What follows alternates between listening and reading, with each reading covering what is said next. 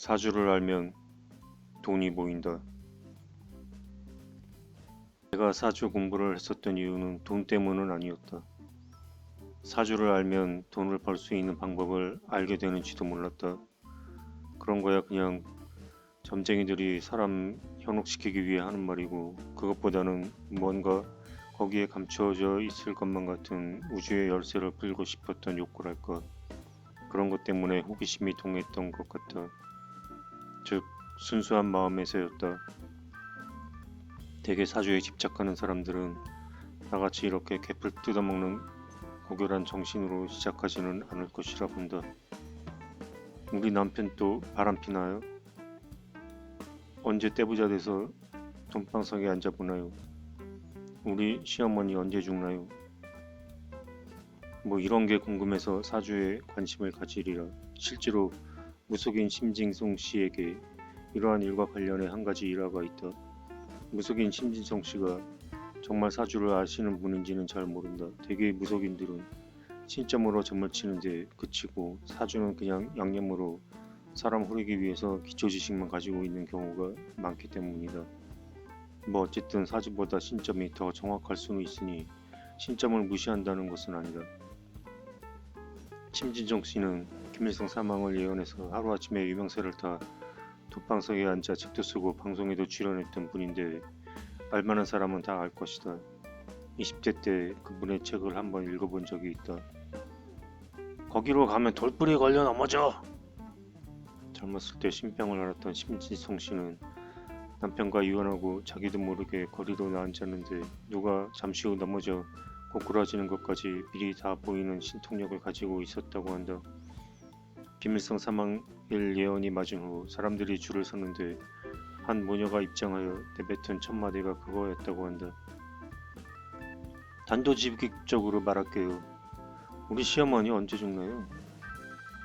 갑자기 심진성 씨는 자기도 모르게 딸의 귀싸대기를 날렸다.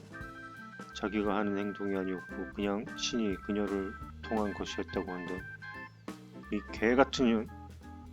쌍욕을 내뱉으며 길길이 뛰었고 딸은 어안이 벙벙하여 눈을 멀뚱멀뚱 뜨고 아무 말도 못하고 있었는데 뭔가 잘못된 것을 눈치챈 딸의 엄마가 머리를 조아리며 백배사죄를 했다고 한다. 제발 노여움을 푸시고 저주를 거두어 주세요. 그렇게 문에는 돌아갔다고 하는 어처구니 없는 혹 데려왔다가 혹 붙이고 한 꼴이니 딱하지 않을 수 없다. 뭐 좀 누가 죽어줬으면 좋겠다는 거 누구나 가져볼 수 있는 망상이니 너무 오버한 것 아닌가 싶기도 하지만 신이 노할 만큼의 내막이 있었으리라 치부해본다. 뭐 하여튼 신점이라면 모를까 사주라면 말 잘못했다가 괜히 뺨 맞을 일은 없다. 사주에는 그런 것들이 고스란히 담겨 있기 때문이다. 남편은 언제 죽는지, 부인은 언제 죽는지, 아들은 잘 나갈지, 자식 복이 있을지, 독한 시어머니 만나 시집살이 하지 않을지, 그런 것들은 기본이고 재물과 시험 합격은 언제 고위직에 오를지, 돈은 벌 수 있을지가 시시콜콜 드러나 있는 것이 사주이다. 내가 언제 죽을지도 대충 알 수 있으니 뭐 시어머니 언제 죽는지 좀 물어봤다고 해서 크게 잘못된 일도 아니라는 것이다. 왜 고결하고 우아한 천문학의 최고봉인 듯한 사주에 인간의 사욕이 잔뜩 담긴 집안 내력과 후기 경영에 관한 집착이 그대로 드러나 있는 것일까? 그것은 바로 인간이 소우주의이기 때문이다. 우리가 생각하고 집착하고 원하고 바라는 것들이 사실은 우리의 마음이 아니라 우주의 마음이기 때문에 그러한 것들이 프리즘을 통해 무지개가 드러나듯 고스란히 반영되는 것이다. 이러한 것을 사주용어로 육친이라고 한다. 육친이란 6개의 집안 구성을 이야기한다. 1. 형제, 2. 자식, 3. 아버지, 4. 남편, 5. 엄마 이렇게 나를 포함해 6개를 육친이라고 하는데 좀 더 확장하면 시어머니와 시아버지, 장모 등등도 모두 드러난다. 자, 육친이란 집안 구성을 이야기한다고 했다. 그렇다면 돈은 과연 어디 붙어 있는가? 우선 간단히 전문 용어를 익혀두자. 1. 형제, 비견겁제, 비겁. 2. 자식, 직신상관, 식성. 3. 아버지 또는 마누라, 정제, 편제, 재성. 4. 남편, 정관, 편관, 관성. 5. 엄마, 정인편인, 인수. 이렇게 표현되는 것으로 안셀에게 자신의 사주를 넣으면 이러한 용어들이 표시가 되는 것을 확인할 수 있다. 사주팔자니 8개가 나오는데 그 중에 어느 것이 많은가를 보는 학문이다. 그러니 참 쉬운 것 같으면서 어려운 것이 사주이다. 1번은 형제를 의미하기도 하지만 사회적인 의미로서는 동료 또는 사업 파트너, 경쟁자 등을 이야기한다. 만일 내 사주에 비견겁제가 8개 중 5개나 걸렸다. 경쟁자가 많으니 돈 벌기는 글렀다. 돈이란 것은, 사업이라는 것은 결국 경쟁자와의 싸움이기 때문이다. 2번은 자식을 의미하기도 하지만 사회적인 의미로서는 재능, 재주, 그리고 그러한 것을 통해 할 수 있는 일을 의미한다. 즉 직업도 포함된다. 만일 내 사주에 자식을 의미하는 식상이 8개 중 4개나 있다. 자식 복은 있을지 몰라도 남편 복은 없다. 상세한 건 추후 설명하고자 한다. 3번은 아버지와 마누라를 의미하기도 하지만 바로 우리가 가장 좋아하는, 그리고 부처님도 좋아하신다는 돈이다. 재성이 많으면 돈이 많다는 뜻인데 너무 많으면 제다신약이라 하여 오히려 돈이 없다. 쉽게 예를 들어 나무는 흙이 있어야 성장한다. 그리고 흙 속의 수분과 영양분을 빨아먹는다. 그래서 나무에게 있어서 흙은 돈과 같다. 그런데 나무는 결코 혼자 성장하지 않는다. 주변에 나무들이 많아야 같이 성장할 수 있는 것이다. 만일 흙은 광대하게 많은데 나무가 하나밖에 없다면 흙은 비에 씻겨나가고 바람에 날려 사막화되고 결국 하나 남은 나무마저 죽어버리고 말 것이다. 곤충과 동물들의 표적이 되어 곧 뜯어먹히고 말 것이다. 그래서 이러한 경우를 제다신약이라고 하고, 제다신약 사주는 돈을 밝히면 망하게 되어 있다. 돈보다 친구를 더 챙겨야 살 수 있다. 사막에 나무가 시급한데 혼자 남은 나무가 넘치는 흙을 혼자 먹겠다고 친구 나무를 뽑아버리면 어떻게 되겠는가. 자기도 죽는 것이다. 그런데 제다신약 사주는 꼭 망하는 길로 간다. 친구 팔아먹다가 결국 자신도 망하게 되는 것이다. 반대의 경우를 군겁쟁제 사주라고 한다. 즉 1번에 해당하기도 하는데 친구는 많고 돈은 적은 사주이다. 내 사주 팔자를 보니 8개 중 재성이 하나인데 비견겁제가 7개다. 사업하면 쫄딱 망한다. 군겁쟁제 사주는 친구를 멀리하고 돈을 밝혀야 한다. 그런데 꼭 이런 사람들이 돈은 멀리하고 친구 챙기다가 망한다. 없는 형편에 보증 서주고 그나마 남은 돈까지 홀랑 날린다. 내 사주가 바로 이런 사주이다. 비록 군겁쟁제 사주이더라도 사주를 잘 알면 피해갈 수 있다. 어떻게 피해갈 수 있는지, 어떻게 그 많은 경쟁자를 물리치고 돈을 벌 수 있는지, 그 비법은 사주를 통해서만이 알 수 있다. 어떤 사람이 명퇴를 앞두고 평생 모은 재산 몇 푼과 퇴직금을 합쳐 남은 여생을 위해 자영업을 시작해보려고 한다. 평생 모은 재산이래봐야 자식 뒷바라지하고 집 한 채 사고 나니 뭐 얼마 되지 않는다. 이제 더 이상 월급 받을 수 없으니 하기 싫어도 치열한 생존 경쟁에 뛰어들 수밖에 없다. 까딱하다가 실패해 귀중한 종잣돈을 날려버리기라도 한다면 남은 여생은 뭘 먹고 살아야 하는 거야. 심장이 조금 쫄깃해지기는 하지만 어쩔 수 없다. 잘 되기를 바랄 수밖에. 대개 이러한 경우 치킨집부터 시작하는데 뭐 그닥 잘못된 선택은 아닌 듯하다. 한국에서는 김밥 천국 다음으로 흔한 것이 치맥집이니 AI만 잘 넘기면 문제는 없겠다 싶다. 장사라는 것은 괜히 독특한 거 해봐야 누가 알아주지도 않는 것이니 가능한 사람들이 많이 찾는 업종을 선택하는 것이 좋다. 을지로 유가에 근사한 커피숍이 하나 등장했다. 거의 호텔 로비에 버금가는 럭셔리한 인테리어로 적어도 1억 가까이 투자한 듯하다. 여직원 2명 정도 상시대기. 지나갈 때마다 보는데 손님 없다. 1년인가 2년인가를 그렇게 발이 날리더니 급기야 치맥집으로 교체되었다. 유명 프랜차이즈도 아닌 그냥 치맥집. 답답한 칸막이로 무장. 럭셔리 인테리어는 졸지에 김밥 천국이 되어버렸다. 손님 바글바글하다. 먹어보진 않았지만 딱 보니 그냥 별다를 것 없는 튀긴 닭. 뭐 맛있어봐야 얼마나 맛있겠는가. 토종떡도 아닐 텐데 구석한 살에 기름기로 떡칠. 그렇지만 대박 행진을 이어갔다. 커피숍은 얼마나 손해봤을까. 1년간 월세 5천만원, 직원 월급 5천만원, 인테리어 1억, 전기세 어쩌고 하다보면 줄잡아 2억은 날아갔다. 그러니 하기 싫어도 저렴한 국민 입맛에 비위 맞추자면 아무래도 치킨집에 손대지 않을 수 없어 보인다. 그런데 치킨집이라고 다 성공하는 것도 아니다. 뉴스에서 보도된 바 있었듯이 명태 후 시작한 대부분의 치킨집들이 본전도 못 찾고 쫄딱 망했다는 것이다. 모두 어떻게 되었을까? 종잣돈을 날렸으니 자식들한테 손 내밀면서 박스 주워가면서 먹고 싶은 거 못 먹고 사고 싶은 거 못 하면서 곤궁한 말년을 보낼 수밖에. 3대 불행이 있다고 하는데 첫 번째가 초년 출세, 두 번째가 중년 상처, 세 번째가 말년 무전이라 했다. 초년에 출세하면 어려운 걸 몰라 그냥 쓰기만 하고 살다가 마누라 죽고 나면 경제관념이 더 무뎌지고 생각 없이 살다가 말년에 거렁뱅이 된다는 것이다. 사주를 알았다면 피해갈 수도 있었으리라. 재성이 적고 비경 겁재가 많은 군갑쟁제의 사주는 남들 다 하는 업종을 하게 되면 망한다. 사주에 이미 경쟁자가 많아 피해보는 구조가 되어 있기 때문이다.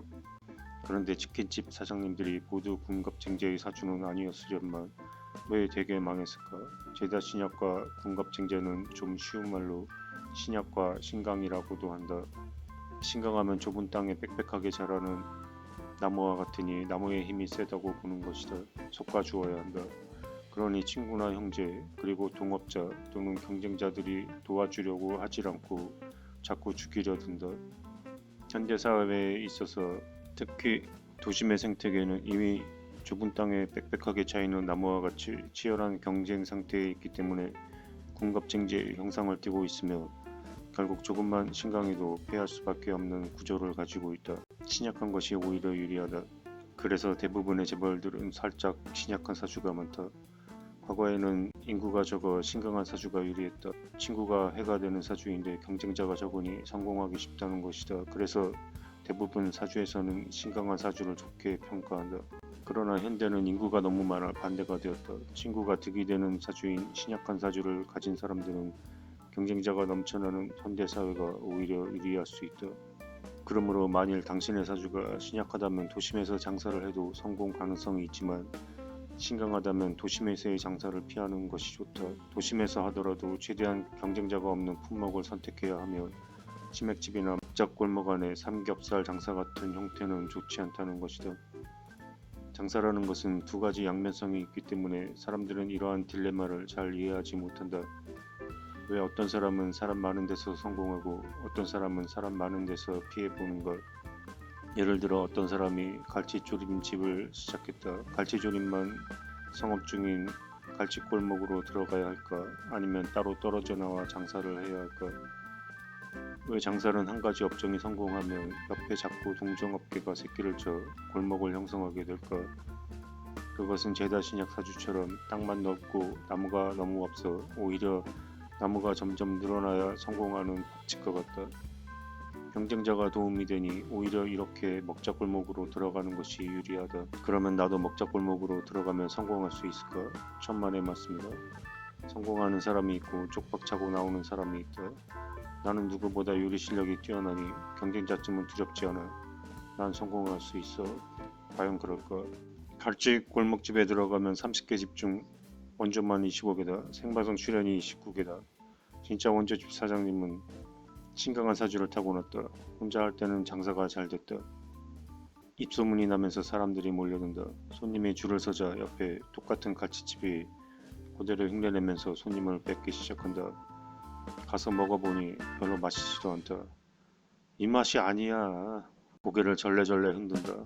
내가 더 잘하니까 내가 이기겠지. 그런데 이상하게 그 집이 더 잘 된다. 신약한 사람은 경쟁자가 도움이 되기 때문에 경쟁자가 많을수록 승승장구한다.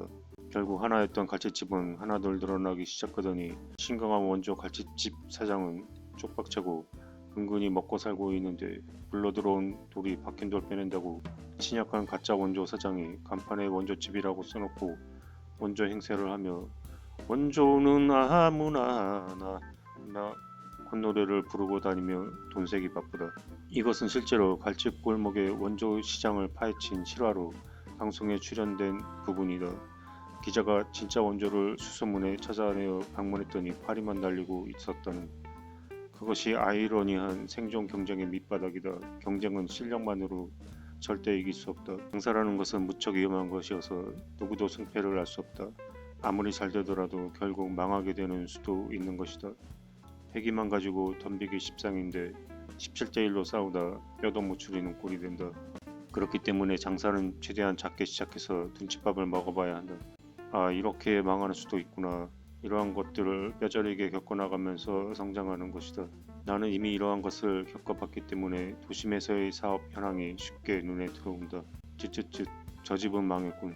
그 속타는 심정을 누가 알랴. 수천만 원에서 억대의 손해를 빚고 결국 물러나야 하는 심정. 해보지 않은 사람은 잘 알지 못해 계속 덤벼드는데 그것은 흡사 불나방과 같아 보인다. 집 근처 어떤 해물탕집이 있었다. 직원이 한 대여섯 명 되어 보였고 저녁마다 회식하는 사람들로 가득 찼다. 영원히 잘 될 것만 같았던 그 옆집에 갑자기 희한한 조개구이집이 등장했다. 해물탕집에 몰리던 손님들이 갑자기 조개구이집으로 몰리기 시작했고 해물탕집은 텅텅 빈 가게를 6개월간이나 유지하다가 문을 닫았다. 6개월이면 손해가 얼마겠는가. 직원 월급 한 명당 200만원 곱하기 5명 1000만원, 월급만 6천만원에 월세 한 300 델터이니 1억에 인테리어 5천 잡고 거의 2억 원을 탕진하고 물러난 것이다. 야, 이 자식아, 네가 뭔데 내 손님 뺏어가. 눈앞에서 당하고도 넉살 한번 잡을 수 없는 것이 바로 상사이다. 6개월 만에 뺐으니 왕정이지. 보통 2년 계약인데 2년 갔으면 어쩔 뻔했는가. 내가 직접 눈으로 본 현황이다. 이러한 것들이 비일비재하다. 바로 경쟁자로 인해 망한 것이다. 실력이 부족해서도 아니고 사장이 인덕이 부족해서도 아니고 서비스가 형편없어서도 아니다. 만일 사장의 사주가 신약한 사주였다면 절대 망하지 않는다. 그냥 망할 수는 있어도 경쟁자로 인해 망하지는 않는다는 것이다.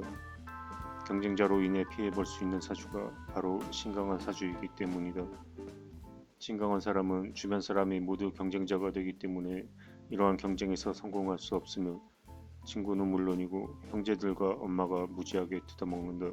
아버지는 제외되는데 아버지는 사주에서 재성에 속한다. 즉 제자신약 사주는 자식이나 아버지로 인해 피해를 보며 군갑증제 사주는 엄마와 형제로 인해 피해를 보게 되는데 엄마하고 동생 때문에 피해본 가수 장윤정의 사주가 바로 군갑증제의 사주이다. 군갑증제 장윤정이 가수로서 성공한 비결이 무엇일까? 바로 아무도 하지 않는 독특한 장르였기 때문이다. 20대 초반의 아가씨가 트로트를 한다고? 아무도 하지 않는 시장을 그녀는 개척했다. 그렇기 때문에 성공한 것이다.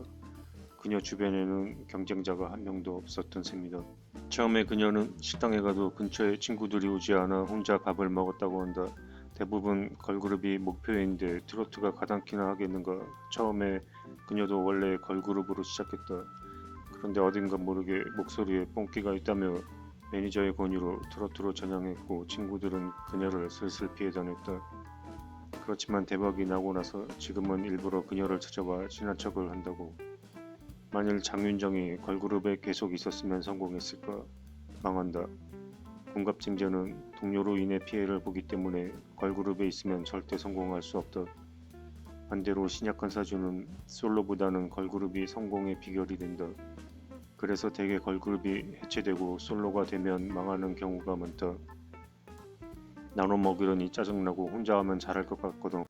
소방차 같은 경우가 이에 해당한다. SES, H.O.T, 서태지와 아이들 등등 대부분의 그룹은 해체와 함께 하락의 길을 걷는다. 그래서 다시 재결합을 하니 어쩌니 하면서 컴백하게 되는 것이다. 쉽게 말해서 사주에 어떤 오행 하나가 많다면 그 많은 것으로 이득을 볼 것 같지만 그것으로 인해 망한다. 군갑증제는 친구가 많은 사주이기 때문에 친구로 인해 망한다. 그래서 뭐든지 혼자 해야 성공한다. 제다신약 사주는 반대로 친구가 적은 사주이기 때문에 친구로 인해 성공한다. 뭐든 같이 하면 좋다. 제다신약 사주는 재성이 많아 재성으로 인해 망하게 되는데 재성은 아버지와 마누라에 해당하니 아버지와 마누라 때문에 망한다. 왠지 마누라와 금실이 안 좋고 마누라가 돈을 어디다 쓰는지 열심히 벌어다줘도 자꾸 집에 쌀이 떨어지는데 그러다 이혼해서 거꾸로 위자료만 수억이 날아가게 되었다. 제다신약 사주일 확률이 높다. 그 재성이 무엇으로 되어 있는가에 따라 달리 해석할 수도 있다. 만일 재성이 목화토금수 중 목으로 되어 있다면 마누라와 아버지로 인해 망하기도 하지만 나무로 인해 망하기도 한다. 농사 짓다가 가뭄 들어 망한다는 것이다. 가구점 열었는데 수억 손해보고 문 닫는다는 것이다. 누구는 배달꽃집에서 재발되었다는데 나는 꽃집 열었더니 손가락 빨게 되었다는 것이다. 책방 열었는데 손해본다는 것이다. 출판과 책, 신문 등등은 목에 해당하며 학원과 교육업 또한 목에 해당한다. 에휴, 사방법 어느 년은 자식복도 없다더니. 제자 신약 사주는 재성 아버지 마누라가 마누라로 인해 피해를 본다고 했다. 그런데 꼭 재성만으로 피해를 보는 것이 아니다. 신약한 사주는 재성과 관성, 남편, 그리고 식상, 자식이 모두 피해가 되며 이러한 육신은 신약한 사주를 더 신약하게 만드는 데 일조하는 육신들이기 때문이다. 그러니 사방법 없는 년은 자식복도 없다는 말이 틀린 말은 아니라는 것이다. 그러므로 이렇게 신세한탄하는 여자는 대개 아버지 복도 없다. 아버지 재성이 바람이 나서 집을 나갔다거나 도박장에 다니거나 술주사가 있다거나 해서 학교도 못 다니고 일찍 집을 나와 공장 다니면서 객지살이 하며 힘들지만 성실히 일하고 있었다. 그러다 어떤 놈 관성하고 돈 맞아 살림 차려 B급빈 미래를 꿈꾸게 된다. 없는 형편이 좀 나아지려나 싶었는데 남편이 공사장에서 일하다 허리를 다쳐 집에 누워만 있고 그나마 모아놓은 돈은 병원비 대느라 바쁘다. 자식 식상 하나 믿고 뒷바라지 하는데 자식이 패싸움 짓거리나 하고 경찰서 들락거리더니 좀 머리 크니까 사업자금 내놓으라며 으름장이다. 그래서 할 수 없이 줬더니 홀랑 날려먹고 또 내놓으란다. 뭐 이렇게 되기 쉬운 게 제자 신약 사주라는 것이다. 반대로 군겁증제 사주는 비경급과 인성으로 인해 피해를 입으니 형제와 엄마로 인해 패망하게 되는데 그것이 장윤정이 겪는 바와 같다. 만일 내가 이러한 군겁증제 사주라는 것을 일찍이 알았더라면 엄마와 형제를 일찌감치 멀리했을 것이며 그들로 인해 수억의 손해를 볼 일은 없었을 것이다. 그래서 일찌감치 집을 떠나 혼자 살았다면 벌써 성공하고도 남았을 것이다. 그러니 신강약만 잘 가려도 엄청난 재물의 손실을 예방할 수 있다. 그런데 안타깝게도 사주는 인생의 쓴맛을 다 겪고 난 50대나 되어서야 배우기 시작한다. 그냥 쓸데없이 교회나 다니면서 귀중한 정신 공부를 등한시한다. 원래 귀한 것은 항상 등한시 되는 법이다. 예수는 좁은 길로 가라 했다. 교회는 넓은 길이며 좁은 길이 아니다. 많은 사람들이 몰린 곳에 진리는 없다. 만일 우리가 영어 배우는데 정신 팔리는 대신 어릴 때부터 사주를 배워놓으면 훗날 성공을 위한 큰 밑거름이 될 수 있다. 조기 교육으로 영어 나부랑이나 가르칠 것이 아니라 사주나 주역 등을 교육해야 한다는 것이다. 사주 최강국인 한국은 사주를 무시할 것이 아니라 국가 경쟁력으로 잘 육성하면 석유보다 더 큰 자원이 될 수 있다. 하느님 믿는 사람은 사주를 보면 사주가 나오지 않는데 그게 뭐 성령이 충만해서 사탄이 침투를 못해 사주가 안 나오는 것이 아니다. 하나님 믿는 사람이 사주를 볼 리도 없겠지만 봐봐야 뻔하다. 고개 빳빳이 세우고 한 귀로 듣고 한 귀로 흘리니 사주가 제대로 나올 리가 없다. 혹시 어렸을 때 좀 아프지 않았나요? 아니요. 진짜 안 아팠다면 당연히 안 아팠다고 해야겠지만 아팠어도 안 아팠다고 말하고 본다. 어디 한번 맞춰봐. 뭐 이렇게 생각하면서 계속 반대로 대답하는 경향이 있는데 우리가 코미디를 볼 때 웃음 포인트를 찾아가면서 적절히 호응해줘야 즐겁게 코미디를 볼 수 있는 것이지 저런 저질 천한 것들 어디 한번 웃겨보시지. 뭐 이렇게 장벽을 세우고 코미디를 보면 재미가 있을 리가 없다. 사주라는 것은 맞히는 데 의의가 있는 것은 아니다. 그것보다는 그 사람의 과거를 알고 사주로 왜 그러한 일이 발생했는지를 풀어나가고 그리고 나서 앞날도 예측이 가능할 수 있다. 즉 인생 카운셀링이라고 생각하고 사주를 보아야 한다. 아무것도 말하지 않는 사람에게 카운셀링은 가능하지 않다. 물론 아무것도 마치지 않는 상황에서 자신의 과거를 모두 고백한다는 것은 달갑지 않은 일이기도 할 것이다.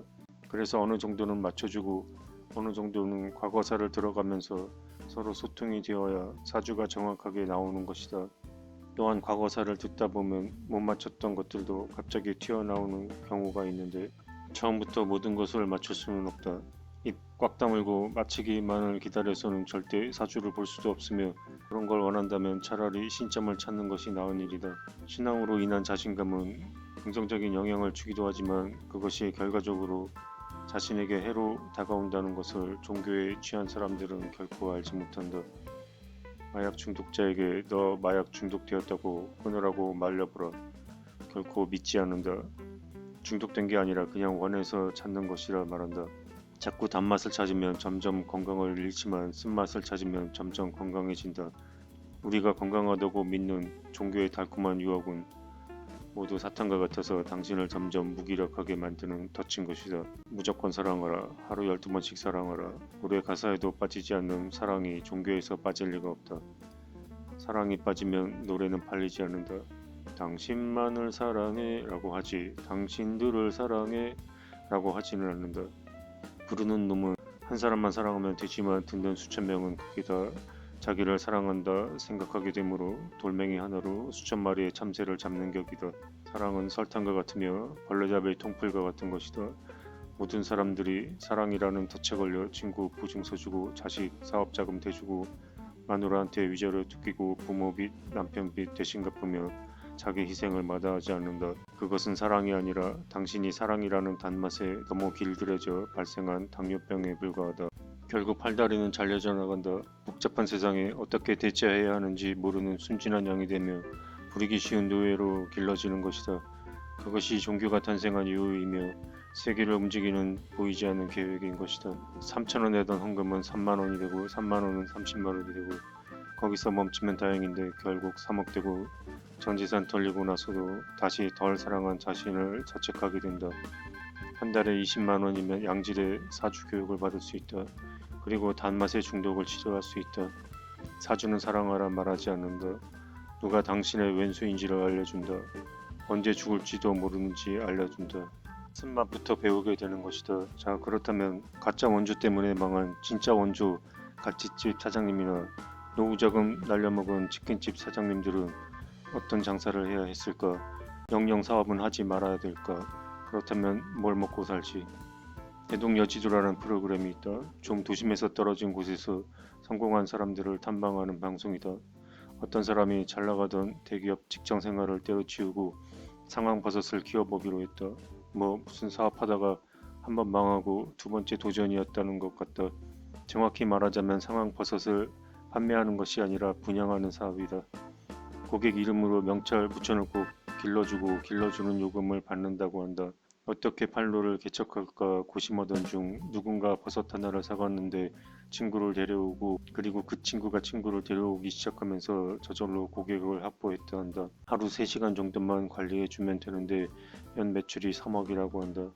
장담하건대 이분의 사주는 신강한 사주가 틀림없다. 신강한 사주는 경쟁자가 해가 되기 때문에 이렇게 경쟁 없는 사업을 해야 성공한다.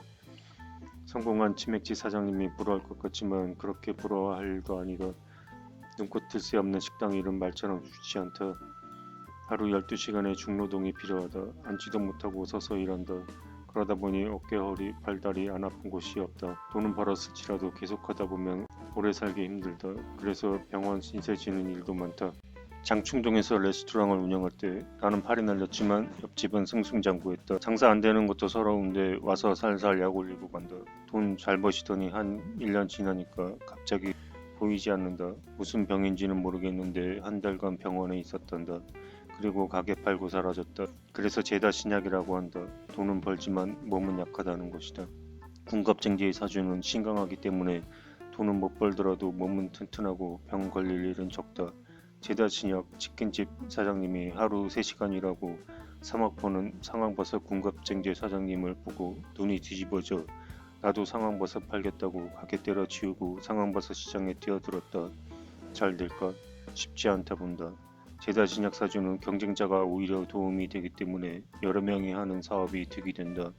백종원식 사업으로 골목시장에 나올 수 있다. 그런데 제다 신약 사주는 반대로 자꾸 독특한 사업을 하려고 한다. 돈에 욕심이 많고 친구는 적기 때문에 혼자서 성공하는 사업을 하려고 한다. 무슨 사우디아라비아 광산 사업 같은데 투자했다가 사기맞게 일수다. 역전자는 망하고 순천자는 흥한다. 경고망동하면 망한다는 말이다. 납작 엎드리면 살 수 있다. 사주를 배우다 보면 다른 사람들의 사주를 보면서 공부하게 되는데 대개 끝까지 평생 호강하고 산 사람은 얼마 되지 않는다. 이리이리하여 평생 부귀와 수복을 누리고 살았다. 2%도 안 된다. 있기는 있지만 대개 어떻게 나오냐면 금이 용실인데 모군이 들어와 고생하다가 금을 받쳐주는 토운이 들어와 수백억 대의 자산가가 되었다가 50대에 금을 극하는 화운이 들어와 저자를 극하고 모든 재산이 흩어지고 불록지객이 되고 말은 암흑의 사주이다. 헐, 죽었다는 말이다. 그렇게 죽은 불록지객이 거의 80%다. 모두 우리는 죽을 수밖에 없는 팔자를 타고난 것일까? 납작 엎드리는 법을 모르기 때문에 망하는 것이다. 아무리 어려운 일이 닥치더라도 미리 알고 납작 엎드리면 살 수 있다는 것이다. 그런데 미리 알기가 쉬운가? 그러니 잘 될 때일수록 경거망동하지 말고 겸손해야 하며 주의를 기울여야 한다. 언제나 승승장구하던 사람은 자기에게도 불행이 닥칠 것이라는 것을 인정하지 못한다. 에이 뭐 잘 되겠지. 없으면 줄여야 되는데 더 빚내다가 결국 파산한다. 위험이 닥치면 예방해야 하는데 잘 될 것만 믿고 움직이지 않는다. 내가 40대에 파산했던 이유도 그것이었다. 종교를 통해 긍정의 힘을 배웠기 때문이었으며 당뇨병처럼 점점 높아지는 단맛에 팔다리는 썩어 들어가고 있었다. 파산의 직전에 내가 읽었던 책은 바로 교보문고 베스트셀러이자 전세계 베스트셀러인 시크릿이었다. 긍정만으로 수백억을 벌 수 있다는 마법의 약, 그것이 바로 시크릿이 주장하는 긍정이었다. 달콤한 초콜릿이 돈을 벌듯이 시크릿은 단맛을 팔아 베스트셀러가 되었다. 자기가 살고 싶은 집과 미래의 모습을 그림으로 그려놓고 매일 그것을 생각하면 언젠가 그렇게 되어 있는 자신을 발견하게 된다는 것이다. 틀린 것은 아니다. 이렇게 희망과 긍정을 통해 앞으로 나아갈 수 있다. 그러나 빛이 있으면 어둠이 있고 음이 있으면 양이 있고 신약한 사람이 있으면 신강한 사람이 있으며 좋은 운이 있고 나쁜 운이 있으며 달도 차면 기울듯이 긍정의 뒷면에는 반드시 부정의 칼날이 당신을 노리고 있다는 것을 알아야 한다. 왜 누구 마누라는 월급 갖다 주면 차곡차곡 모아놨다 어디 땅 샀더니 수십 배로 올라서 복부인되고 우리 집 마누라는 있는 재산마저 거덜내기 바쁠까? 왜 누구 집 자식은 자식한테 사업자금 좀 대줬더니 대박나서 회장님 소리 들어가면서 아들 카드 쓰고 호강하는데 우리 집 아들놈은 맨날 털어먹기 바쁠까? 긍정은 당신에게 힘을 주는 탄수화물과 같다. 그러나 그것이 지나치면 혈당이 올라 반드시 그것으로 죽게 된다. 긍정으로 인해 한국은 임진왜란을 겪었다. 부정했다면 지킬 수 있었으리라. 2명의 사신을 일본에 파견했다.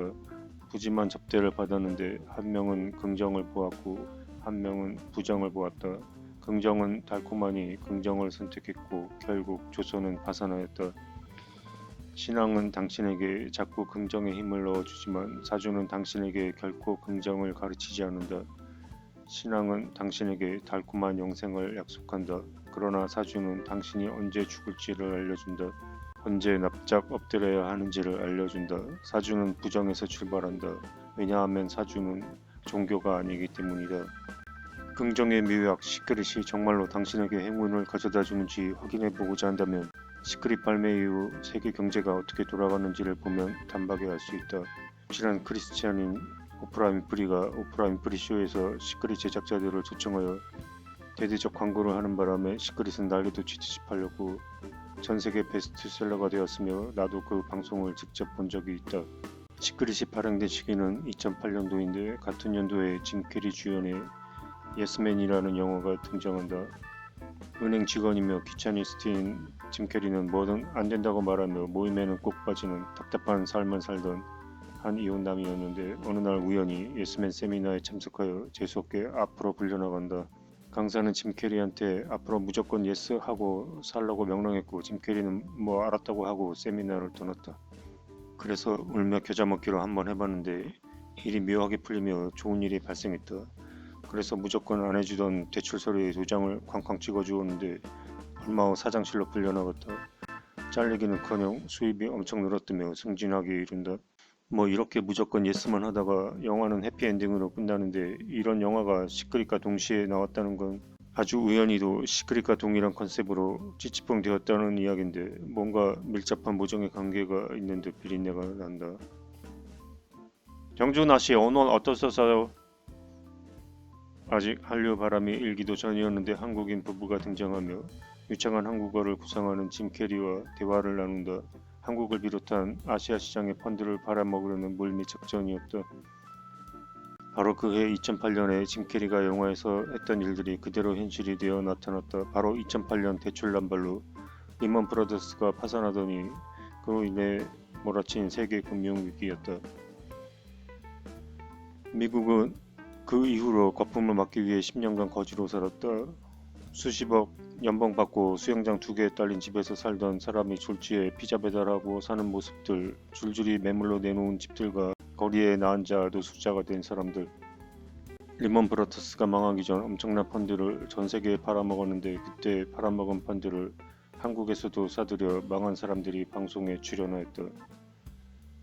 시골에서 농사짓고 밥 매면서 저축밖에 모르던 할머니 할아버지들이었는데 펀드를 무슨 정기 적금인 줄 알고 시키는 대로 집어넣었다가 평생 모은 재산을 홀랑 날린 사람이 한두 사람이 아니란다. 누가 돈을 벌었을까? 서민들의 피를 빨아 돈 벌어들인 사람들은 따로 있을 것이다. 시크릿은 악의적으로 계획된 범죄였다. 현재 오프라 윈프리는 미투 운동의 선봉장이 되어 있다. 정확히 10년 만에 시크릿에 이어 두 번째로 오프라 윈프리는 세계적 이슈의 중심에 섰다. 비린내가 난다 하지 않을 수 없다. 순수한 것만 같았던 시크릿이 착취의 목적으로 계획된 것이라면 과연 미투는 어떤 계획하에 있는 것일까? 그들의 목적이 단 하나라고 본다면 결론은 간단하다. 역시 뜯어먹기 위한 물밑 작전이며 어떻게 뜯어먹는지는 두고 보면 알 것이다. 좀 짐작가는 바가 있긴 하지만 장황해질까 생략한다. 10년에 한 번씩 대공황이 발생한다. 1997년 IMF 그리고 10년 만에 2008년 금융위기 이후 정확히 10년째이다. 간신히 먹고 살만해질 때쯤 다시 공황이 발생하는 것이다. 벌을 키우는 원리와 똑같다. 열심히 일해서 간신히 꿀을 채워놓으면 싹 털어간다. 자연인에서 보고 안 방법인데 벌을 치는 방법이 이렇다. 처음부터 벌통에 벌이 모이지 않는다. 우선 벌통 입구에 설탕을 발라놓으면 벌들이 모여들면서 점점 집을 짓기 시작한다. 그러다 다 채워지면 싹 털어가고 또 채워지면 싹 털어가는데 그 주기가 10년인 셈이다. 과연 사주는 예외이며 결코 사탕 발림이 아니라 할 수 있는가? 뭐 이런 사주가 형편없구만. 이거 평생 거렁뱅이 신세 못 면하겠어. 뭐? 야 너는 그렇게 잘나서 사주나 보고 있냐? 좋은 말만 해주면 입에 귀에 걸려 복제를 듬뿍 안겨주고 가지만 당신 3년 안에 망해 이런 말 들으면 기분 나빠서 다시 찾지 않는다고 한다. 그냥 좋다 해주는 수밖에. 안 좋은 얘기 해줘봐야 들어먹지 않는다. 그래서 내가 망한다고 하지 말라고 했잖아요. 그럼 그때 왜 확실히 말리지 않았나요? 이러더란다. 그래서 대충 사탕 발림으로 좋다 좋다 해주고 복지나 듬뿍 받는 사주쟁이들이 태반이다. 뭐 어쩔 수 없겠지만 안 좋은 걸 좋다고 해주는 건 큰 죄이므로 진짜 사주를 보는 사람은 하지 않는다. 잘 된대. 사주 보러 갔다 와서 와이프 장모님 친척까지 다 끌어들여 빚내서 사업 벌여놨는데 쫄딱 망했다는 이야기도 있다. 그래서 사주는 가능한 보러 가는 것보다 스스로 공부해야 하는 것이 맞다. 자기 사주는 자기가 보라. 만일 그래도 사주를 보고 싶다면 차라리 남에게 시켜서 보고 오게 하라. 당신 남편 돈 못 벌어. 뭐 이런 말은 해줄 수 있다. 당신 돈 못 벌어. 쫄딱 망해. 이런 말 했다가 뺨이 석대니 해줄 수 없다는 말이다. 관상이나 손금도 마찬가지다. 손금 보여주는데 왠지 말이 짧아지거나 먼 산 쳐다보면 당신 손금이 황이라는 이야기다. 제일 어려운 것이 관상이다. 얼굴 빤히 들여다보면 한다는 소리가. 재물이 줄줄 새겠어. 못생겨서 재수없다는 말과 뭐가 다른 거. 여자들은 우는 경우도 비일비재하다고 한다. 한번 어떤 여자 손님 2명에게 마사지 후 사주를 봐주게 되었다. 돈은 많은데 남자 복이 없어요. 좀 못됐거나 바람나기 쉬워요. 갑자기 사색이 되더니 말이 없어진다. 야, 너 남자친구 있잖아. 잘 사귀잖아. 아니야, 내가 알아. 맞아. 있기는 있는데 착 붙어가지고 괴롭히는 거지. 너무 신경 쓰지 마세요. 재미로 보는 거니까. 다 맞는다고 보장은 못해요. 음, 사실 뭐 감으로 이야기한 것이지 책임질 말을 한 것도 아니었다. 그런데 그게 맞았던 모양이다. 곧 울음이 터질 것 같은 얼굴로 돌아갔는데 하루 종일 집에 틀어박혀 입을 뒤집어 쓰고 나오지 않았다고 한다. 돈 많으면 됐지 꼭 남자친구까지 있어야 하는지 좀 이해가 안 갔지만 사람의 욕심이란 것이 그렇지 않은 모양이다. 다 갖추고 싶은 모양이다. 스스로 사주를 보면 자기 사주가 아무리 나쁘다 하더라도 이렇게 충격받을 확률은 적다. 그냥 그렇다고 하면 대책이 안 서지만 왜 그런지를 알게 되면 스스로 해법을 찾게 되며 힐링이 되는 것이다. 그래서 나는 일단 만세력을 알려주고 스스로 보는 법을 지도한다. 그리고 적당히 사주를 봐준다. 스스로 보는 법 절반과 봐주는 것 절반 정도로 절충해 주는 것이다. 그리고 결국 판단은 자기 스스로의 몫이 될 수밖에 없다.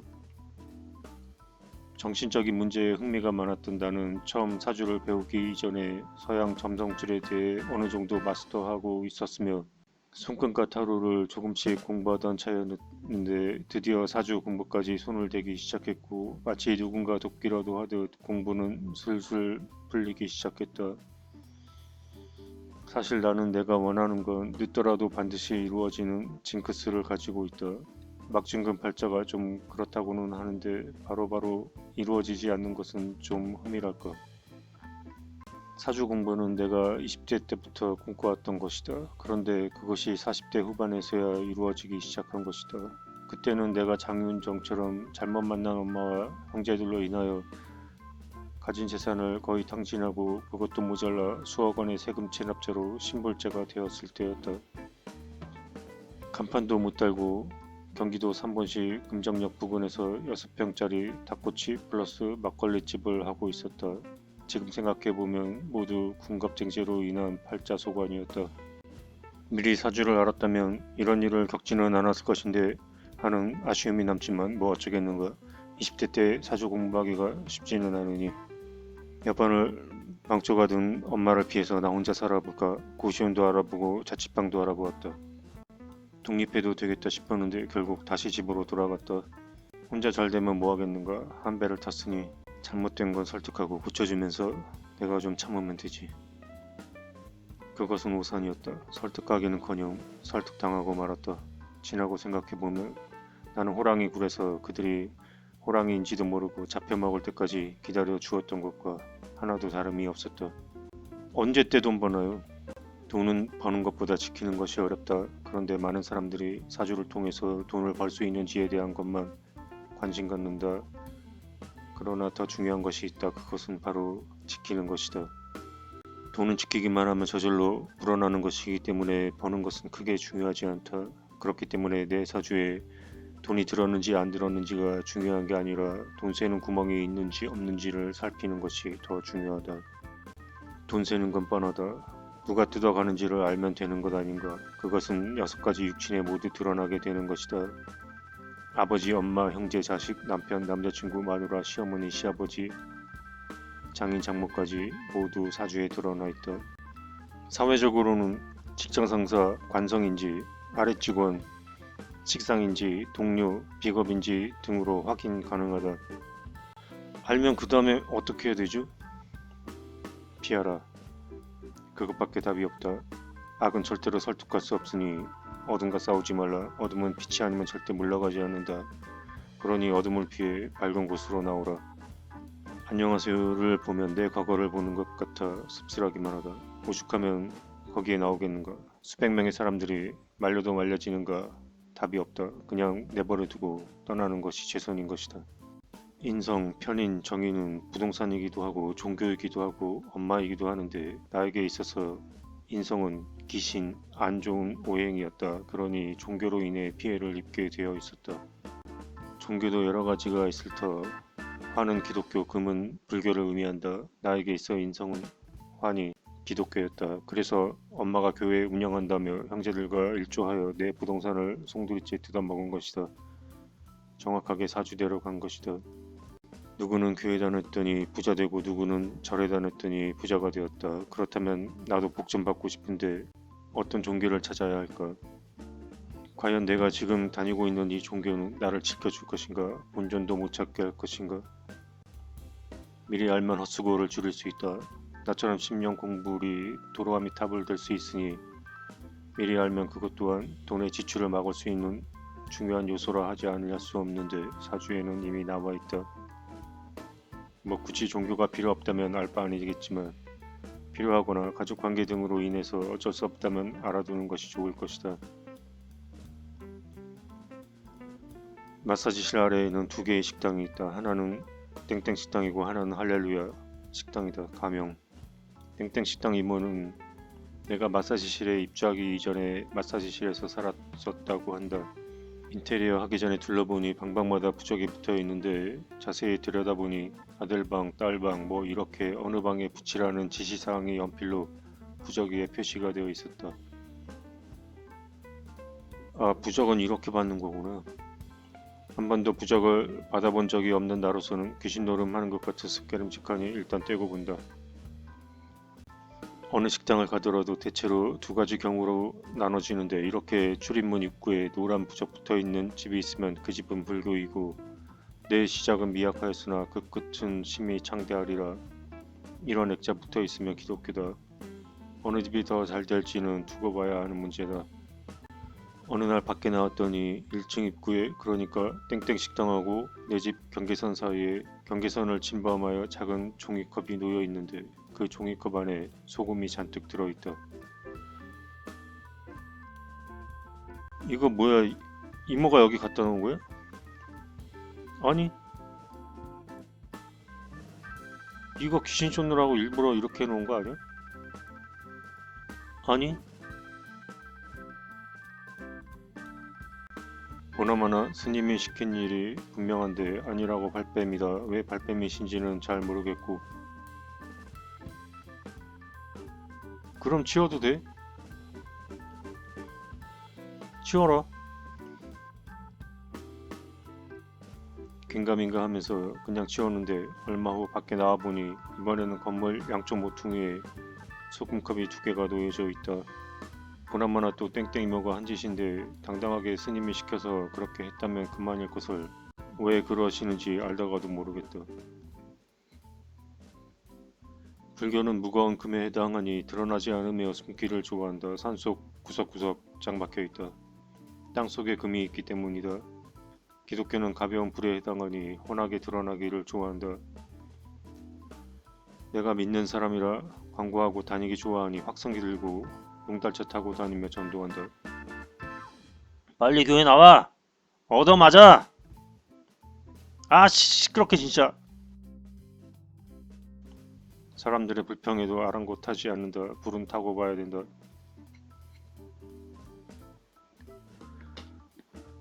그래도 바로 아랫집이니 몇 번 들어가 먹어봤는데 뭐 말라비틀어진 나물 몇 개 나오고 딱히 대단한 것도 없다. 올갱이는 젠장 어디 숨었는지 숨바꼭질하는 것 같다. 그런데도 부처님 덕인지 손님이 끊이지 않는다. 성수기 때는 저녁마다 꽉꽉 차고 심지어 아침밥 먹으러 오는 손님까지 줄을 잇는다. 너무 바빠서인지 옥상에 널어놓은 빨래들이 바람에 다 날려 바닥에 널브러져 있어도 며칠째 거들어오지도 않는다. 안되겠다 싶었는지 1,000원 더 올리고 나서야 손님이 조금 줄은 듯하다. 올갱이 해장국 8,000원 기본 메뉴다.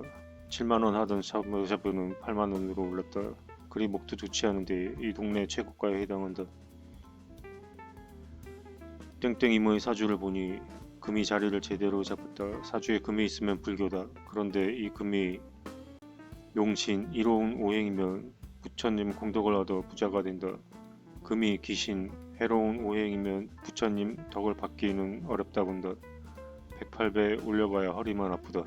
대박난 땡땡 식당 입문의 직가는 대주적으로 바로 옆집 할렐루야 식당은 텅텅 빈 채 가게를 몇 년째 놀리고 있었다. 그래도 임대는 아니고 자기 건물이라 큰 피해는 없으니 그냥 유지는 할 모양이다. 할렐루야 식당 옆에는 할렐루야 제과점도 같이 운영 중이다. 혼자 있길래 빵 5,000원어치를 골라놓고 테이블 앞에 앉았다. 왜 식당 이름을 할렐루야라고 했어? 무슨 뜻이야? 하나님 영광 돌리려고 그랬지. 아, 휴대폰 만세력을 꺼내들고 이모의 생년월일을 집어넣어 보았다. 뭔데? 아, 이게 이모 사주거든.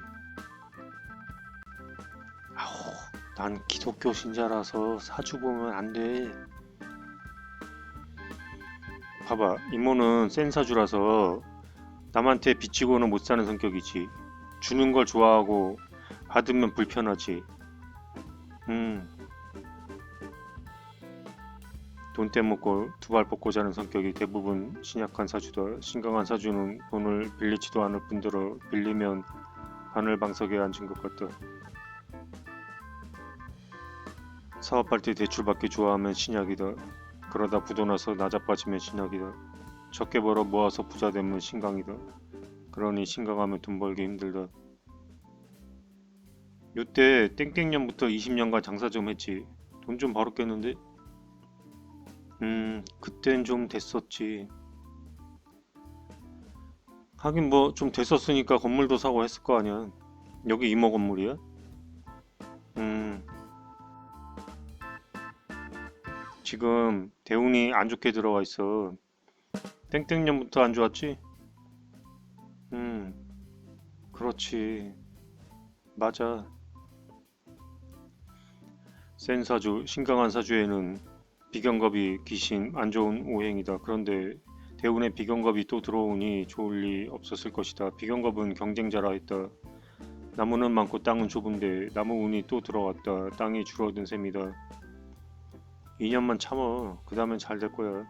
사주 보면 안 된다더니 야한 장면 눈 가리고 모두 볼건 다 본다. 그리고 갈 때 덤으로 빵을 2개나 더 주었다. 복제인 셈이다.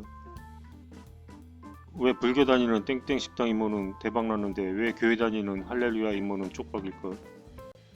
올갱이 해장국 하나 먹어보니 뭐 땡땡 식당이나 여기나 별다를 거 없다. 남편은 뭐해? 차 타고 올갱이 잡으러 다니고. 진짜 올갱이야? 중국산 아니야? 아니야. 남편이 잡아오면 직접 다 까서 하는 거야. 옆집도 다 그렇게 하나? 아니야. 이 동네 다 중국산 써. 국산 없어.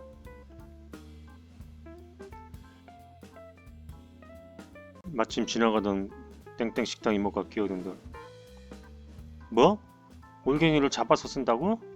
아우, 난 못해.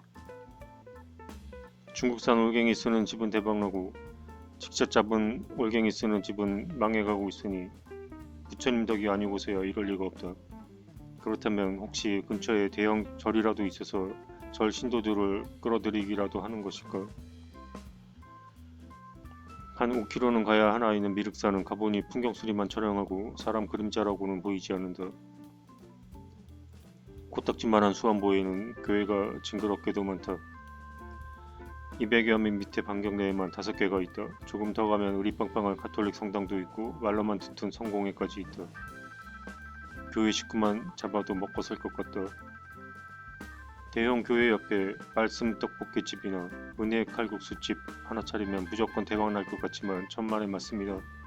센 사주는 종교를 의미하는 인성, 나를 돕는 오행 자체가 귀신, 안 좋은 오행이기 때문에 종교로 인해 재미 보기 어렵다. 게다가 화가 귀신이면 교회 옆이 아니라 교회 앞마당에 식당을 차려도 장사 안 된다. 종교를 비롯한 동호회, 동창회 등등 모든 모임에서 덕보기 어렵다. 일찌감치 발대는 게 복받는 비결. 그래서 싫다 그랬더니 집을 나가라. 네가 우리 가족이면 싫어도 따라주어야 하는 것이 맞는 게 아니냐. 그러니까 교회 다니려면 다니고 아니면 집을 나가라고 그랬대. 그래서 어쩔 수 없이 다닌대. 대학교 때 한 친구가 자기 여자친구에 대한 이야기를 해주었던 내용이다. 종교는 대개 이렇게 주변의 강압적인 권유에 못 이겨 다니게 되는 경우도 많다. 시집도 가기 싫은 걸 억지로 갔는데 굴러다니는 바가지가 한번 엎어지면 끝이라고 결국 그 집 귀신 되듯이. 종교 또한 몸에 맞지 않는 옷을 입고 있는 경우가 태반인데 이러한 것은 사주로 분석해보면 한참 잘못된 것임을 단박에 알 수 있다. 누구든지 자기에게 맞는 종교가 있는 것이다. 가족이라고 적성이 맞춰서 나오지는 않는다. 그러므로 가족이 아니라 가족 할아버지라도 심지어 부부라고 하더라도 종교는 각기 자기 입맛에 맞는 걸로 골라야 하며 그걸 주위에서 반대하거나 묵살하지 말아야 한다. 한솥밥 먹더라도 각각 식성이 다르다. 억지로 맞출 수 없듯이 종교도 그러하다는 것이다. 그걸 무시하게 되면 결국 사단이 나고 만다. 종교라는 이름 아래 무조건 강요하는 건 무식의 소치가 아닐 수 없는 것이다. 나 역시 신강한 사주로 종교가 귀신, 안 좋은 오행이어서 교회로 인해 막대한 피해를 보았음을 설명하다가 말이 길어진 듯하다. 뭐 하여튼 그렇게 개털돼서 시작한 장사가 닭꼬치 장사였다. 한창 닭꼬치 굽고 있는데 전도사 두 분이 다가오신다. 교회 좀 나오시죠. 달기나 팔아주면서 나오라고 할 것이지 남이야 교회를 다니건 말건 언제 봤다고 웬 상관이신지 신경이 곤두선다. 그래도 이럴 때 지랄거리면 내 인격에 흠침되는 것이다. 조용히 돌려보내자.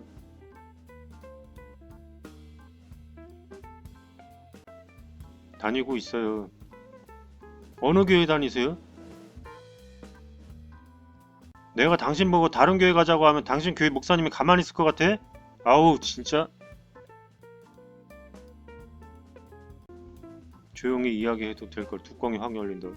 그들이 이상해서 내가 피해를 보는 것이 아니다. 내 사주가 이상하기 때문에 그들에게 내가 피해를 입는 것이다. 뭔가 이상하게 맘에 안 들면 그건 본인 사주에 그것이 안 좋게 형성되어 있기 때문에 싫게 느껴지는 것이다. 억지로 하면 탈난다. 쉽게 예를 들어 자석이 음극과 음극이 만나면 붙지 않고 튕겨져 나간다. 그들이 음의 전자를 가지고 있었는데 우연히 양의 전자를 가지고 있는 홍길동을 만나 전도를 했더니 왠지 대화가 착착 맞아 떨어지며 결국 교회로 인도하게 되었다. 그런데 나는 같은 음의 기운을 가지고 있었기 때문에 서로 충돌하게 될 수밖에 없었던 것이다.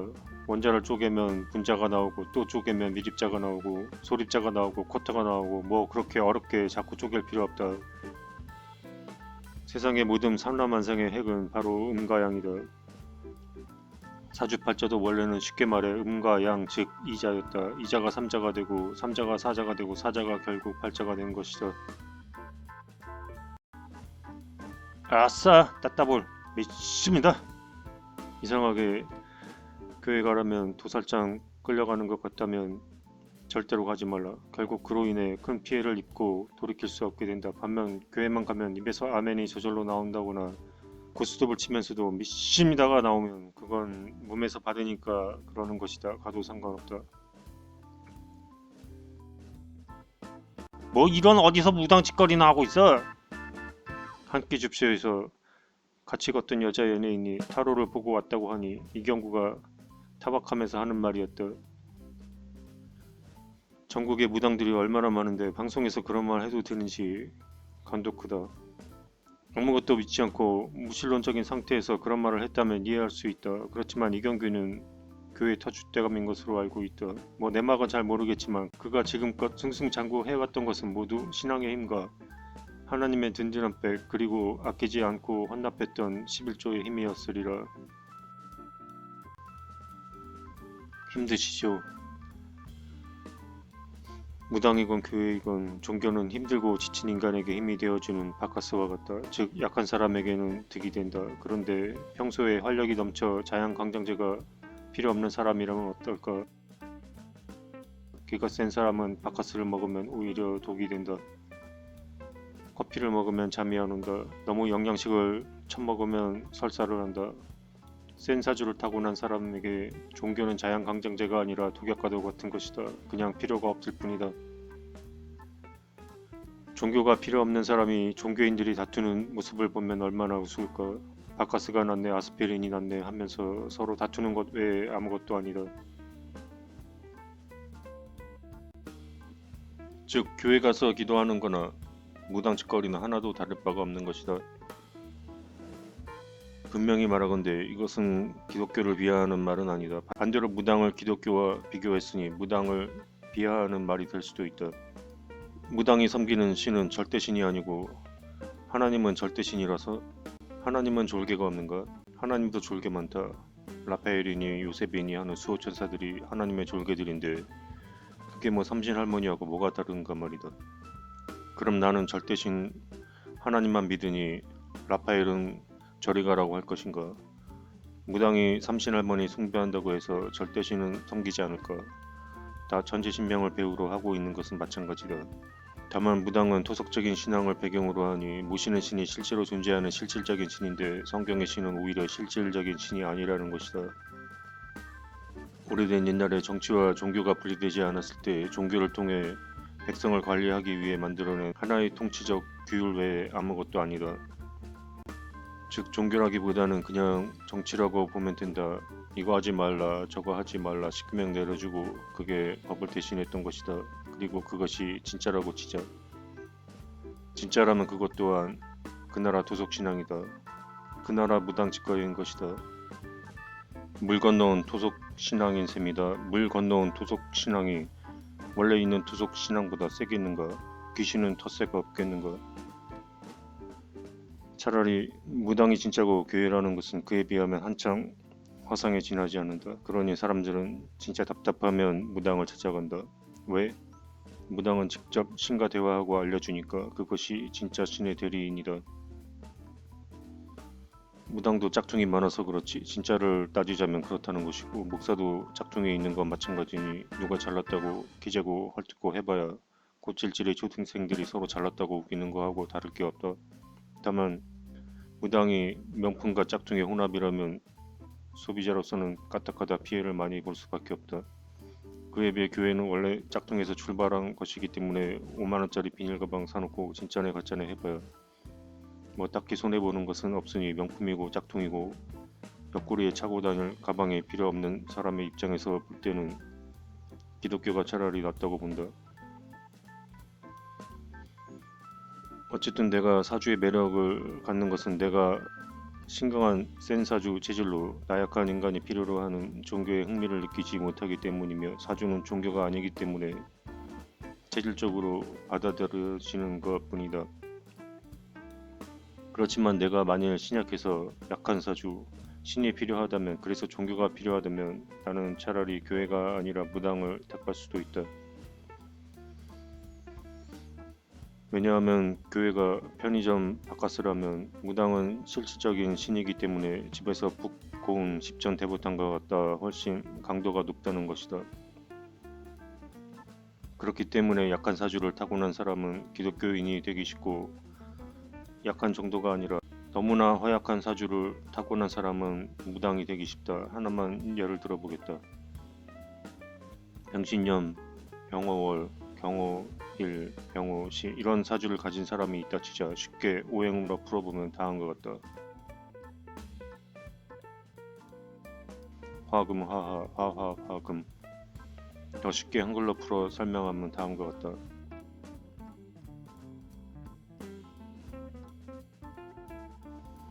불금 불불 불불불금 발자 중 6자가 불이고 2개가 금인데 오른쪽에서 위에서 세 번째가 일간이며 자기 자신이다. 그러니까 나는 금이고 나하고 같은 금은 내 편이다. 내 편은 저쪽에 하나 있고 나머지는 다 불이니 쪽수로 밀린다. 골목길에서 군인 2명이 족복 6명한테 착하게 살라고 시비 걸어봐라 어떻게 되나. 불이 많으면 금이 어떻게 되겠는가 녹아버린다. 그래서 발생하는 것이 신병이다. 병원에서도 진단이 나오지 않는데 원인 모르게 아프다는 것이다. 한 달 동안 물 한 모금 먹지 못하고 바짝 말랐는데 신기하게 죽지도 않는단다. 이런 사람들이 약한 사주에서 필요한 것은 인성, 돕는 오행이며 인성은 종교를 의미하기 때문에 신을 받으면 병이 씻은 듯이 낫게 되는 것이다. 안 받으면 대물림 된다는데 이러한 것은 다음과 같이 풀이된다. 자식은 여자에게 식상을, 남자에게는 관성을 말하는데 둘 다 신약한 사람에게 있어서는 득이 안 되는 오행이다. 예를 들어 골목길에 깡패 5명이 나타나서 도망치려는데 아이까지 업고 있다. 도망가겠는가? 내가 살려면 아이는 놔두고 도망가야 하니 나는 살지만 아이가 잡힌다. 그런데 내 사주를 한번 보자. 토토 목화, 토금 토토. 여기서 화는 토를 생하니 내 편이고 내 편이 6개나 되는데 어려운 말이지만 목 또한 갑기 합토하여 토가 되므로 이 사주는 금 하나 빼고 토로만 이루어진 가세격 사주라 한다. 즉 아이 하나 딸린 7명 집단이다. 그러니 두려울 게 없다. 귀신 불가침 사주라고 한다. 그러니 종교가 필요 없는 것이다. 필요 없어도 좀 하면 어때? 손해보는 것 없으니 괜찮겠지. 좋은 게 좋은 거라잖아. 못된 짓 하는 거 아니니 다다익선이라고 하면 되는 거 아닌가벼. 천만의 말씀 만만의 공덕이다. 대개의 사람들이 이러한 생각을 갖고 있기 때문에 패망하는 것이다. 배고프지 않은데 밥 먹어봐라. 어떻게 되나. 속 더부룩하고 몸 찌뿌둥하고 그러다 얹혀서 얼굴 누렇게 된다. 취하면 죽는다. 주변에서 자꾸 좋다며 싫은 걸 강요하는 사람들이 있는데 그것은 언뜻 볼 때는 피해보는 건 없겠다 싶지만 잘 가려서 해야 한다. 해될 것 없는 것에 기준 두지 말라. 별로 필요하지 않다면 반드시 하지 말라. 되게 돈이 많은 사람이 불행해지는 이유도 그와 같다. 돈이 없으면 하고 싶어도 못하지만 돈이 많으면 별로 하고 싶지 않아도 괜히 하려는 일이 많아진다. 미국의 수십억 복권 당첨자 10명 중 8명이 골로 갔으며 그 이유가 공개되었는데 그중 한 명은 황금 불알 만들겠다고 불알에 금 이식하다가 죽었다고. 돈이 없는 사람은 아파도 병원에 가지를 못한다. 골골 하다가도 병이 낫는다. 그렇지만 돈이 많으면 괜히 병원 들락날락 하다가 없던 병도 생기는 것이다. 사주의 재성, 돈이 알맞게 있으면 큰 부자가 되지만 너무 많으면 돈으로 망한다. 뇌물, 비리 등에 연루돼 관제구설을 겪는다. 탐재개인 장영자가 대표적. 탐재개인이란 재성이 너무 많아서 인성이 무너진다는 뜻인데 제다신약의 일종이다. 8개 팔자 안에 돈이 많다면 반대로 다른 것이 부족하다는 뜻. 그러니 균형이 무너져 죽는 것이다. 필요하지 않은 것은 많은 것이요 많으면 피해를 입으니 필요하지 않은 것은 하지 말라. 다시 복습 차원에서 설명하자면 인성, 정인, 편인은 종교를 의미하니 만일 내 사주에 정인이나 편인이 눈에 띄게 많다면 많은 것으로 피해 입으니 종교로 인해 망한다. 인성은 또한 엄마이기도 하니 엄마로 인해 망한다. 집에 편지 한 장 써놓고 나오라. 절대 싸우고 나오지 말라. 싸우면 발목 잡힌다. 왜? 내가 못된 놈 되니 양심이 찔려 다시 들어가게 된다. 경험상 드리는 말씀이다. 최대한 사랑스럽게 쓰고 나오라. 엄마 그동안 길러주신 은혜 잊지 않을게요. 저도 성인이 되었으니 집을 떠나고자 합니다. 그동안 길러주신 은혜를 갚을 만큼 능력이 되지 않기 때문에 아무것도 해드리지 못하고 나오는 것을 용서하세요. 훗날 성공하면 꼭 찾아뵙고 은혜를 갚고자 하니 절 찾지 말아주세요. 맨날 구박만 받고 별로 은혜 받은 것 없다 쳐도 은혜 받았다 써주고 집을 나올 것이며 얼씬도 하지 말라. 엮이면 반드시 비본다. 그리고 당신이 정말 성공했다면 후에 찾아뵙고 은혜를 갚으라. 집 한 채 사주고 퉁치면 된다. 뭐 그러기 쉽지 않다면 어쩔 수 없다. 부모 자식 관계가 의무적인 것도 아니고 반드시 은혜를 갚아야 한다는 각서 쓰고 태어난 것 아니다. 만일 내 사주에 아버지를 의미하는 재성이 많다면 아버지로 인해 피해를 입을 것이니 아버지에게 편지를 써놓고 집을 떠나라. 꼭 그렇지는 않지만 엄마 인성과 아버지 재성은 다른 오행이니 집을 떠나지 않으면 둘 중에 하나로 인해 피해를 입을 확률은 더 높아진다. 그리고 만일 당신이 결혼해서 자식을 낳는다면 자식 식상이나 남편 관성으로 인해 피해를 입을 확률 또한 무시할 수 없다. 그래서 사람은 가능한 자기 기반을 마련하는 데 주력하고 가족에게 너무 정주지 말 것이며 사회적 통념에 의해 길들여진 인연에 집착하지 말아야 한다. 빨리 독립해서 가족과 떨어질 것이며 자식은 빨리 독립시켜 제 갈 길 가게 만드는 것이 서구적인 생활 패턴이며 그것이 사주상으로 볼 때도 바람직한 것이다. 타로나 손금, 관상 이러한 것들은 엄밀히 종교의 의미도 살짝 내포할 수는 있다. 어쨌든 정신적인 영역이기 때문이다. 하지만 분명히 종교는 아니다. 뭐 개그맨이 무식의소치로 타로를 무당짓거리라 했는데 타로는 무당과도 크게 관련이 없으며 종교와는 다르다. 왜냐하면 신을 불러들이는 신점이 아니기 때문이다. 타로는 칼 융의 심리학을 기초로 이루어진 것이다. 동시성의 원리라고 한다. 칼 융은 인간의 무의식이란 것이 프로이트가 말한 것처럼 의식 아래 감추어진 혼자만의 거대한 욕망 덩어리가 아니라 믿었다. 인간의 무의식에 대해서 그는 인간이 알 수 없는 저 너머 인간과 인간들이 서로 공존하고 있는 영역이 있다고 믿었다. 즉 인간은 분리된 존재가 아닌 것이다. 과거의 경험을 공유하고 있으며 이어져 있다. 그렇기 때문에 어떠한 사건은 독립적으로 일어나지 않으며 동시에 발현되기도 한다. 마치 누군가 우물 속에 독을 풀어넣으면 그 우물을 모두가 마시듯 한 가지 사건은 모두에게 영향을 끼치는 연결고리가 존재한다. 그러므로 인해 어떠한 동일한 사건이 동시에 일어난다는 것이다. 또는 어쨌든 시간이 다르더라도 어떠한 사건이 다른 장소와 환경에서 동일하게 일어나는 것을 말한다. 이러한 것을 칼 융의 고객은 믿지 않았다고 한다. 하루는 그 고객이 칼 융을 찾아와 어젯밤 꿈에 풍뎅이를 보았다고 말을 했는데 갑자기 창문에 풍뎅이가 날아들었다. 칼 융은 풍뎅이를 잡아들고 그녀 앞에 내밀었다. 여기 당신이 말한 그 풍뎅이가 있습니다. 그 이후 그녀는 칼 융의 말을 믿기 시작했다고 한다. 말하자면 이러한 것과 같다. 민들레가 실을 만들 때 하나만 만드는가? 그것이 아니고 수백 개의 실을 만들어 퍼뜨린다. 세상의 모든 사건은 인과관계에 의해 이루어지는데 하나의 결과를 본 후 그 원인을 유추하면 그것이 퍼져나간 다른 것도 추적이 가능하다. 이쪽에 민들레 씨앗이 있다면 저만치의 민들레 씨앗이 수백 개 있겠구나 하는 것은 짐작이 가능하다. 그런 것처럼 우연이란 것은 없다.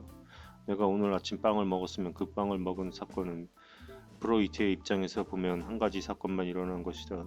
그러나 칼 융의 입장에서 보면 이미 그 원인이 씨앗을 퍼뜨려 확산되었는데 그 중에 하나가 내가 빵을 먹은 것이다. 나머지 씨앗은 어디로 갔을까? 바다 건너 홍길동이 먹었을 수도 있고 시간을 초월하여 20년 후에 내가 먹고 있을 수도 있다. 하나는 꿈으로 하나는 현실에서 그녀 앞에 유리창에 풍뎅이로 나타난다. 그러한 것은 또한 데자비로 나타나서 어딘가 모르게 했었던 것 같은 동작들로 재현되리라 본다. 타로는 이렇게 발생하는 동시성을 일부러 잡아내는 원리인 것이다. 오늘 일어날 일을 머릿속에 염두에 두고 타로를 펼치면 오늘 동시에 발생하고자 기회를 엿보던 원인들이 하나는 나의 하루를 통해 하나는 타로를 통해 발현되는 것이다. 닭꼬치 장사가 제법 잘됐다면 돈 버는 재미에 빠져 공부는 등하시 했으리라. 다행히 파리만 달려 공부에 전념할 수 있는 기회가 되었다. 사주 공부가 지겨우면 타로 공부, 타로가 지겨우면 사주 공부를 하며 한 3개월 집중적인 밤샘 공부에 들어갔다. 담배도 단박에 끊어야 하듯 공부는 이렇게 몰아서 하는 게 효과적이다. 인성은 공부를 의미하기도 한다. 인성이 귀신, 해로운 오행이니 공부에 취미가 없고 공부하기 힘들다. 학교 다닐 때도 남들은 벼락치기라도 하는데 나는 그런 것도 하지 않았다. 그래도 대학원까지 나왔으니 가방 끄는 길다.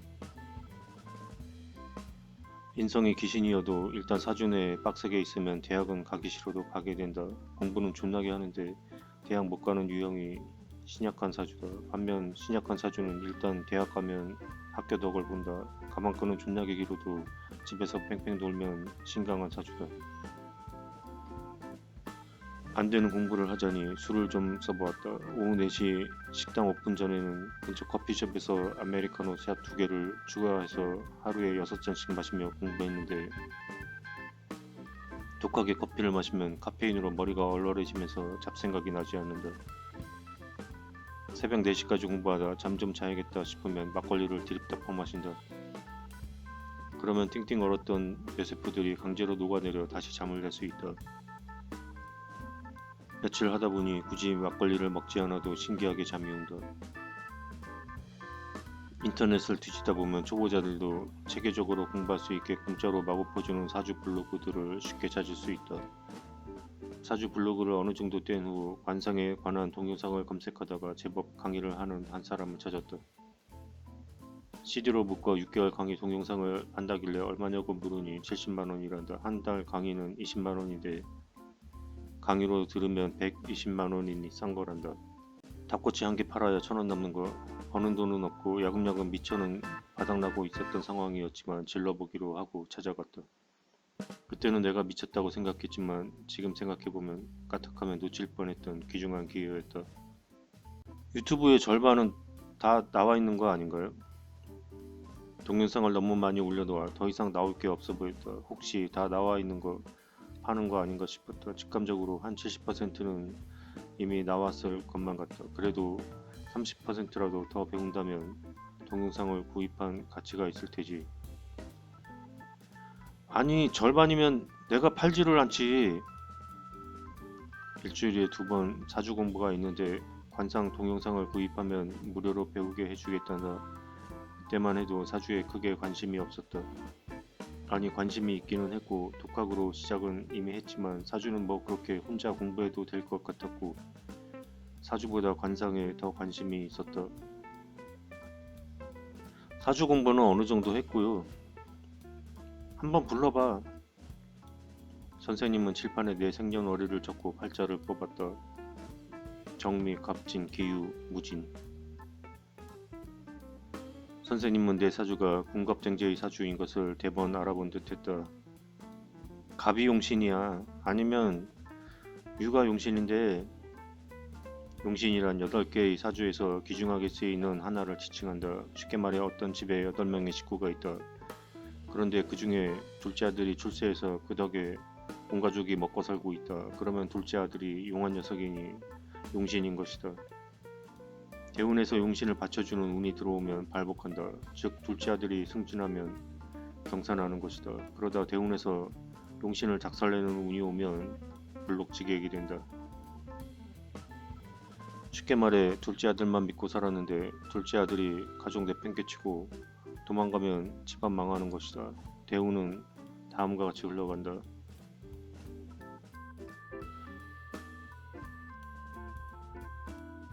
계묘, 이민, 신축, 경자, 기해, 무술, 정유, 병신.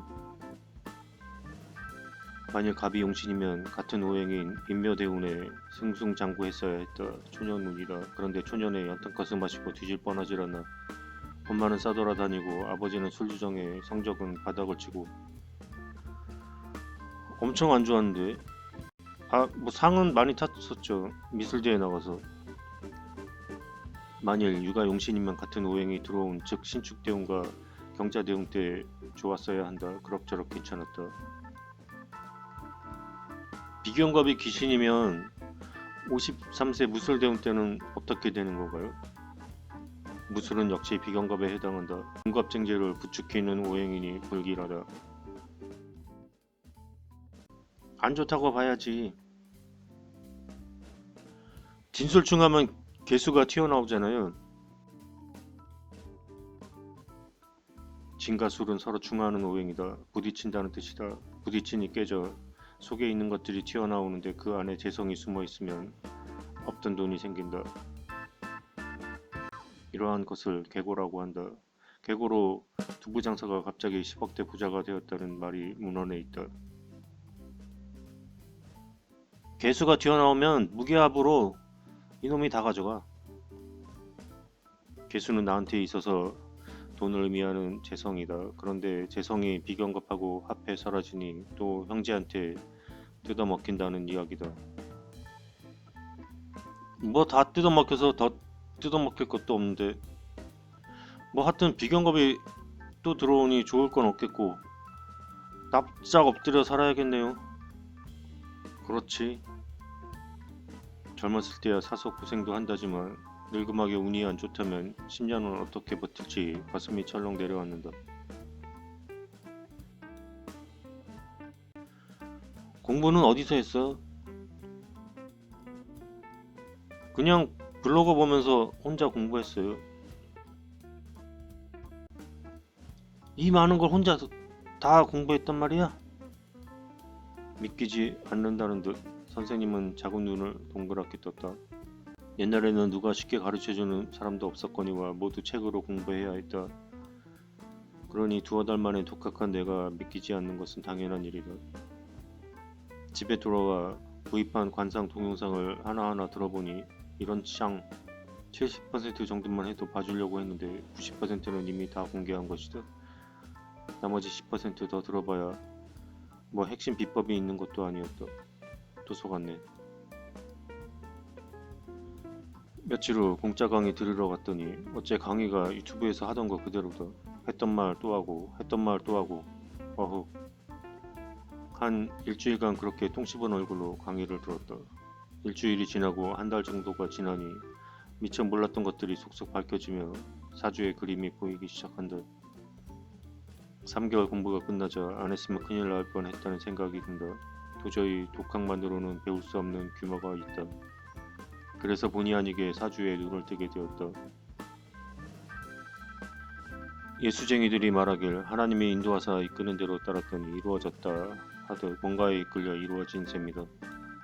강의를 들을 때마다 느낀 거지만 딱히 그 사주 선생님이 마음에 콕 들어 거금의 동영상을 구입하고 찾아갔던 것은 아니었다. 왠지 모르게 수강생들의 면박을 팍팍 주는 스타일로 좀 얄미워 보인다. 특히 뚱뚱하거나 좀 못생긴, 그닥 못생기지도 않았지만 자기 기준으로 구미에 안 맞는 회원들은 우는 말에 짜증을 내거나 심지어 화를 팍팍 내어 입을 다물게 만들고 좀 이쁘다 싶은 여성 회원에게는 상냥하게 대해준다. 그는 자기 사주가 죄다 신약이었고 그래서 망했다며 신세 한탄을 많이 한다. 그가 죄다 신약이라면 일단 사람들을 모아야 한다. 사람이 그에게 도움이 되기 때문이다. 그런데 사람들이 사주대로 간다. 죄다 신약 사주는 사람들을 싫어하며 내쫓기 바쁘고 그래서 결국 망하게 되고 군갑쟁제 사주는 사람들을 좋아해서 자꾸 불러들이다가 사람들로 인해 망하게 되는 것이다. 사주 선생님은 그래도 곧 자기가 성공할 것을 굳게 믿고 있다. 곧이어 용신운이 오기 때문이다. 외롭고 슬픈 여성들이 잔뜩 모이는 운이라며 기대감을 감추지 못하신다. 식간론이 끝나고 책거리 하는 때가 되었다. 흑마늘밥에 낙지볶음이 먹을만했으나 빨개도 너무 빨간 낙지볶음이 마음에 들지 않는 분이 계셨다. 사주 선생님은 사주에 화가 많아서 매운 음식이 별로 이시일한다. 앞에 앉은 타로 선생님이 나에 대해 궁금한 게 많은 모양이시다. 나이는 나랑 비슷한 연배로 보인다. 뭐 하세요? 제가 재성이 물이잖아요. 물로 돈 벌어요. 그래서 찜질방에서 마사지 하잖아요. 그때는 찐빵 소속이었다. 순간 정적이 흐르며 갑자기 이목이 집중되었다. 사주 선생님의 귀도 쫑긋하게 튀어나오셨다. 맞는 말인데 아무도 가르쳐주지 않은 걸 신참이 주장하고 나선 것이다. 아, 그게 아니라 식상이 금이잖아요. 금은 피부이니까 그래서 마사지를 하는 거죠. 얼굴만 보면 전생이 보이신다는데 고통이 넘으시는 듯하다. 재성으로 반드시 돈을 버는 것은 아니다. 만일 재성이 귀신이라면 재성으로 돈 벌기 어려울 수도 있다. 그보다는 용신으로 돈을 번다고 하는 편이 맞다. 그러니 타로 선생님의 말이 더 맞을 수도 있다. 그는 내 사주를 훤히 꿰뚫고 있는 듯했다. 후에 검색하다 하나 발견하긴 했지만 어느 곳에서도 재성으로 돈을 번다고 직접적으로 설명된 내용은 없었다. 오행에 대한 설명만 장황할 뿐 그 오행과 어떻게 관련해서 돈을 번다는 것인지에 대한 명확한 내용은 없다. 내 재성은 수인데 과연 나는 물로 돈을 벌었을까? 인터넷에서 오행별 직업을 검색해보자.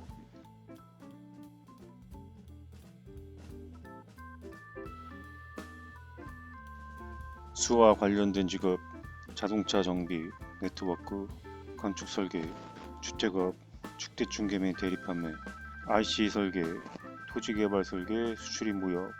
수출입 무역 같은 경우는 이제 유통이잖아요. 유통은 이제 물로 보는 경우가 있습니다.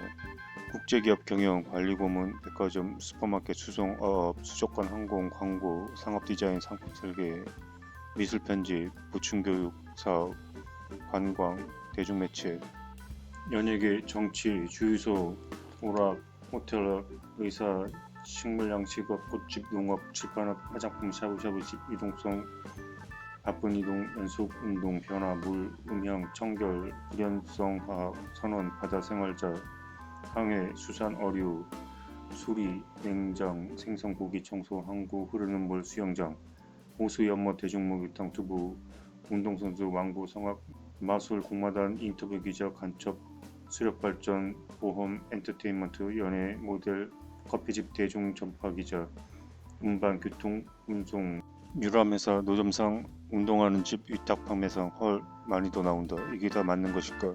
와닿는 것도 있고 그렇지 않은 것도 많다. 자동차 정비가 수라고? 자동차는 금에 해당하는데 왜? 미술 편집도 수에 들어간단다. 미술은 미술이고 편집은 편집이지. 미술 편집은 또 묻고 교육은 목으로 알고 있었는데 이것도 수라니 너무 광범위한데. 아래 설명을 다시 살펴보니 수는 인간 최초의 욕망이므로 일체의 음식과 음료수 등 먹는 것, 어린아이를 만족시키는 왕구 역시 물이고 모든 신체가 편안하도록 할 수 있는 것이며 이발, 미용, 사우나탕, 안마, 성을 서비스하는 것도 물에 속한다. 최초의 욕망이니 얼라들 가르치는 교육이 물에 해당한다 보는데 군대 갔다 와서 한 2, 3년간 꼬맹이들 영어 가르치면서 돈을 벌었으니 맞다. 그렇다고 왕구까지 물이라고 보면 너무 광범위하게 잡은 게 아닐까. 우리 집 식구들은 공교롭게도 모두 토일간, 그래서 재성이 모두 물이다. 어렸을 때 왕구점으로 먹고 살았다. 내가 가게 전문 역할을 30%는 했으니 왕구가 물이라면 물로 돈을 벌었던 것이 맞다. 안마도 물이라. 30세 이후에는 마사지, 그러니까 마사지로 돈을 번 게 물로 돈을 번 것은 맞다는 말이니. 성을 서비스하는 것도 물에 속한다니 그것도 맞기는 한데 기회는 많이 있었다. 어느 부부가 마사지를 받고 난 후 다음날 문자를 한 통 보내오셨다. 와이프를 좀 즐겁게 해달라는 것. 회신을 보내지 않았으나 재차 문의해 오길래 답신을 전했다. 제의를 많이 받은 바 있으나 운영 방침과 달라 시행하고 있지 않습니다. 죄송합니다. 누군 뭐 생각이 없겠는가. 법적으로 가능하지 않으니 어쩔 수 없다. 아무래도 물로 돈 벌려면 한국을 떠나야 할 듯. 만일 수가 재성이라면 나는 겨울에 돈을 벌게 되어 있다. 수는 해자축월에 해당하기 때문이다. 찜질방 손님은 겨울에 늘어난다. 그러니 겨울에 돈을 벌었다. 온천 또한 마찬가지다. 겨울에 손님이 는다. 또한 수는 시간으로 따지면 해 자신이 밤 9시 반부터 새벽 1시 반을 이야기한다. 꼭 밤 11시쯤에 전화 오는 경우가 많았다. 지금 되나요? 안 되는데요. 그렇게 거절한 손님이 얼마나 많았던가. 그러니 분명 재성으로 돈을 버는 것은 맞다. 하필 돈이 들어올 때 잘 시간이니 돈 벌기 쉽지 않은 사수다. 어쩔 수 없다. 좀 피곤해도 재성을 잡으려면 시간을 연장해야 한다. 커피 한 잔 마시고 힘 좀 내는 수밖에. 잠이야 낮에 시간 많으니 낮에 팡팡 자면 된다. 주야가 바뀌는 게 좋지 않다지만 사주상으로 분석해보면 반드시 그렇지는 않다. 센 사주는 원래 세기 때문에 양기가 들어오는 낮 시간이 오히려 힘들다. 약해지는 밤에 오히려 기가 살게 되는 것이다. 나는 지독한 야행성 재질이었다. 그렇지만 만일 용신으로 돈을 번다면 구차하게 밤새워가며 돈 벌 필요는 없다. 내 용신은 수 재성이 아니라 금이라 했다. 만일 금이라면 오후 3시 반부터 7시 반 사이이며 그 시간대에 손님이 많았던 것도 맞다. 어느 장단에 맞춰야 할지는 확실히 알 수 없다. 책거리 저녁 식사 후 노래방으로 향했다. 누가 놓친 애들 아니랄까봐. 트로트 일색인데 그렇게 신나게 부를 수가 없다.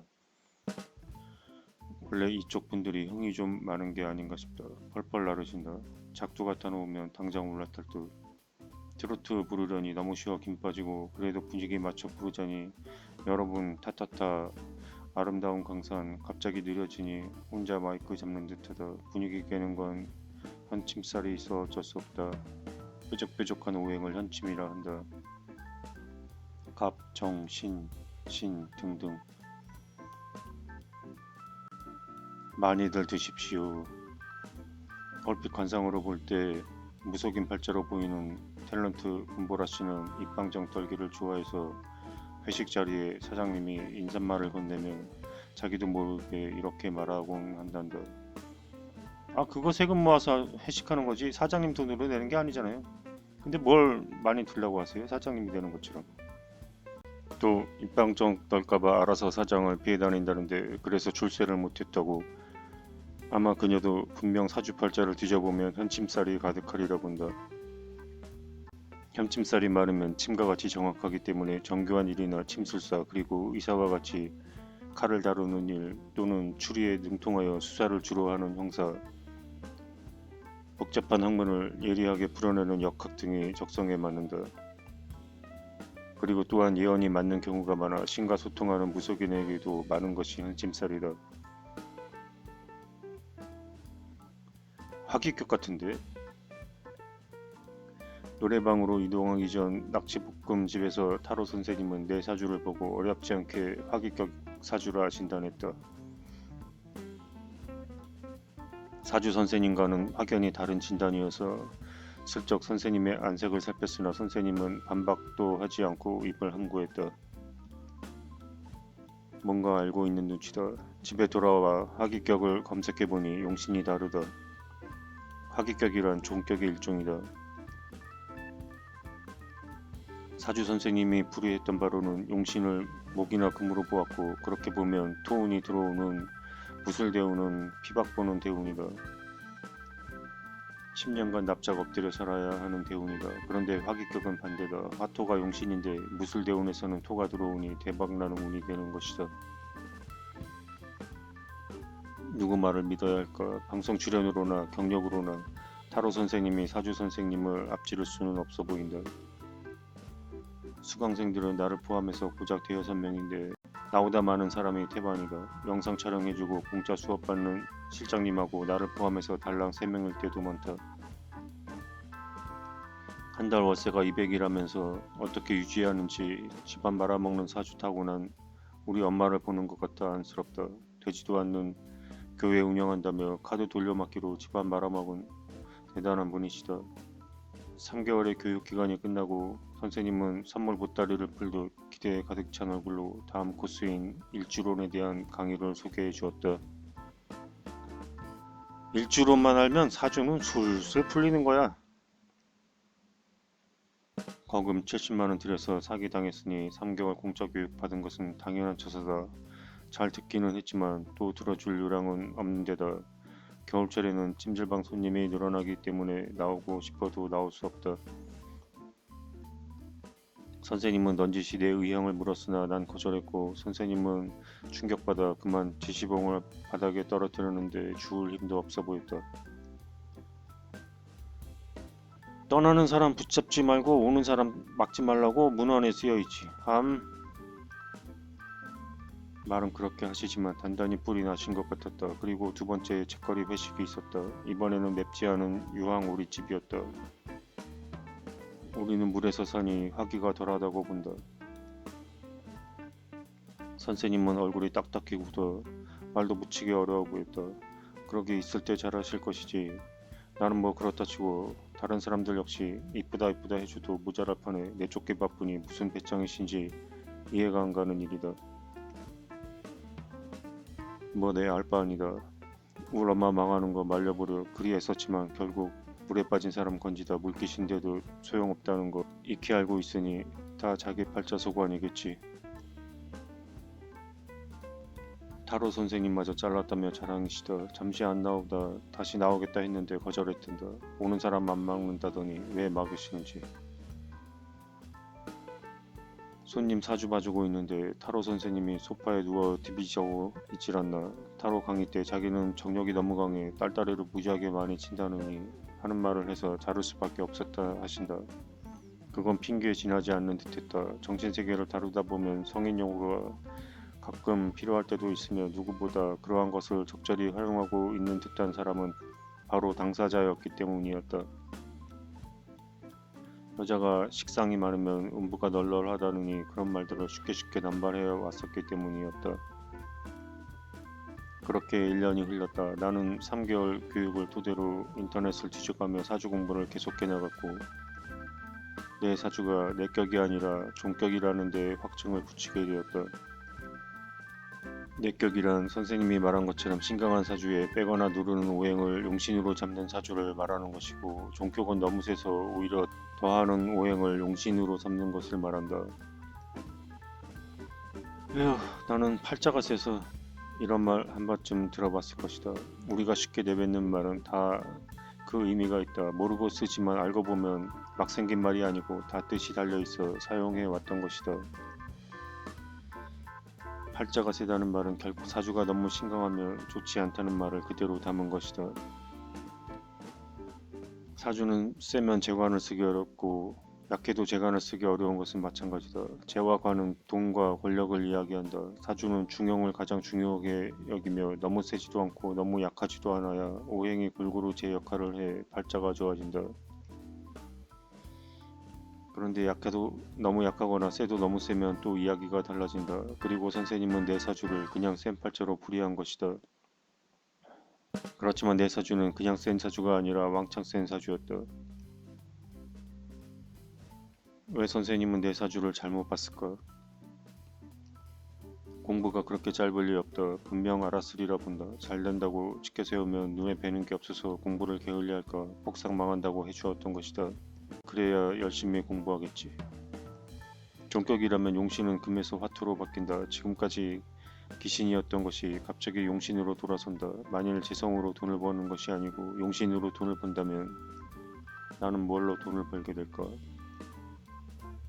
비경감이 귀신이어서 보는 사람마다 뜯어먹기 바빴는데 갑자기 사람 덕을 보기 시작한다는 것이다. 도와주는 사람들이 몰려든다는 뜻이다.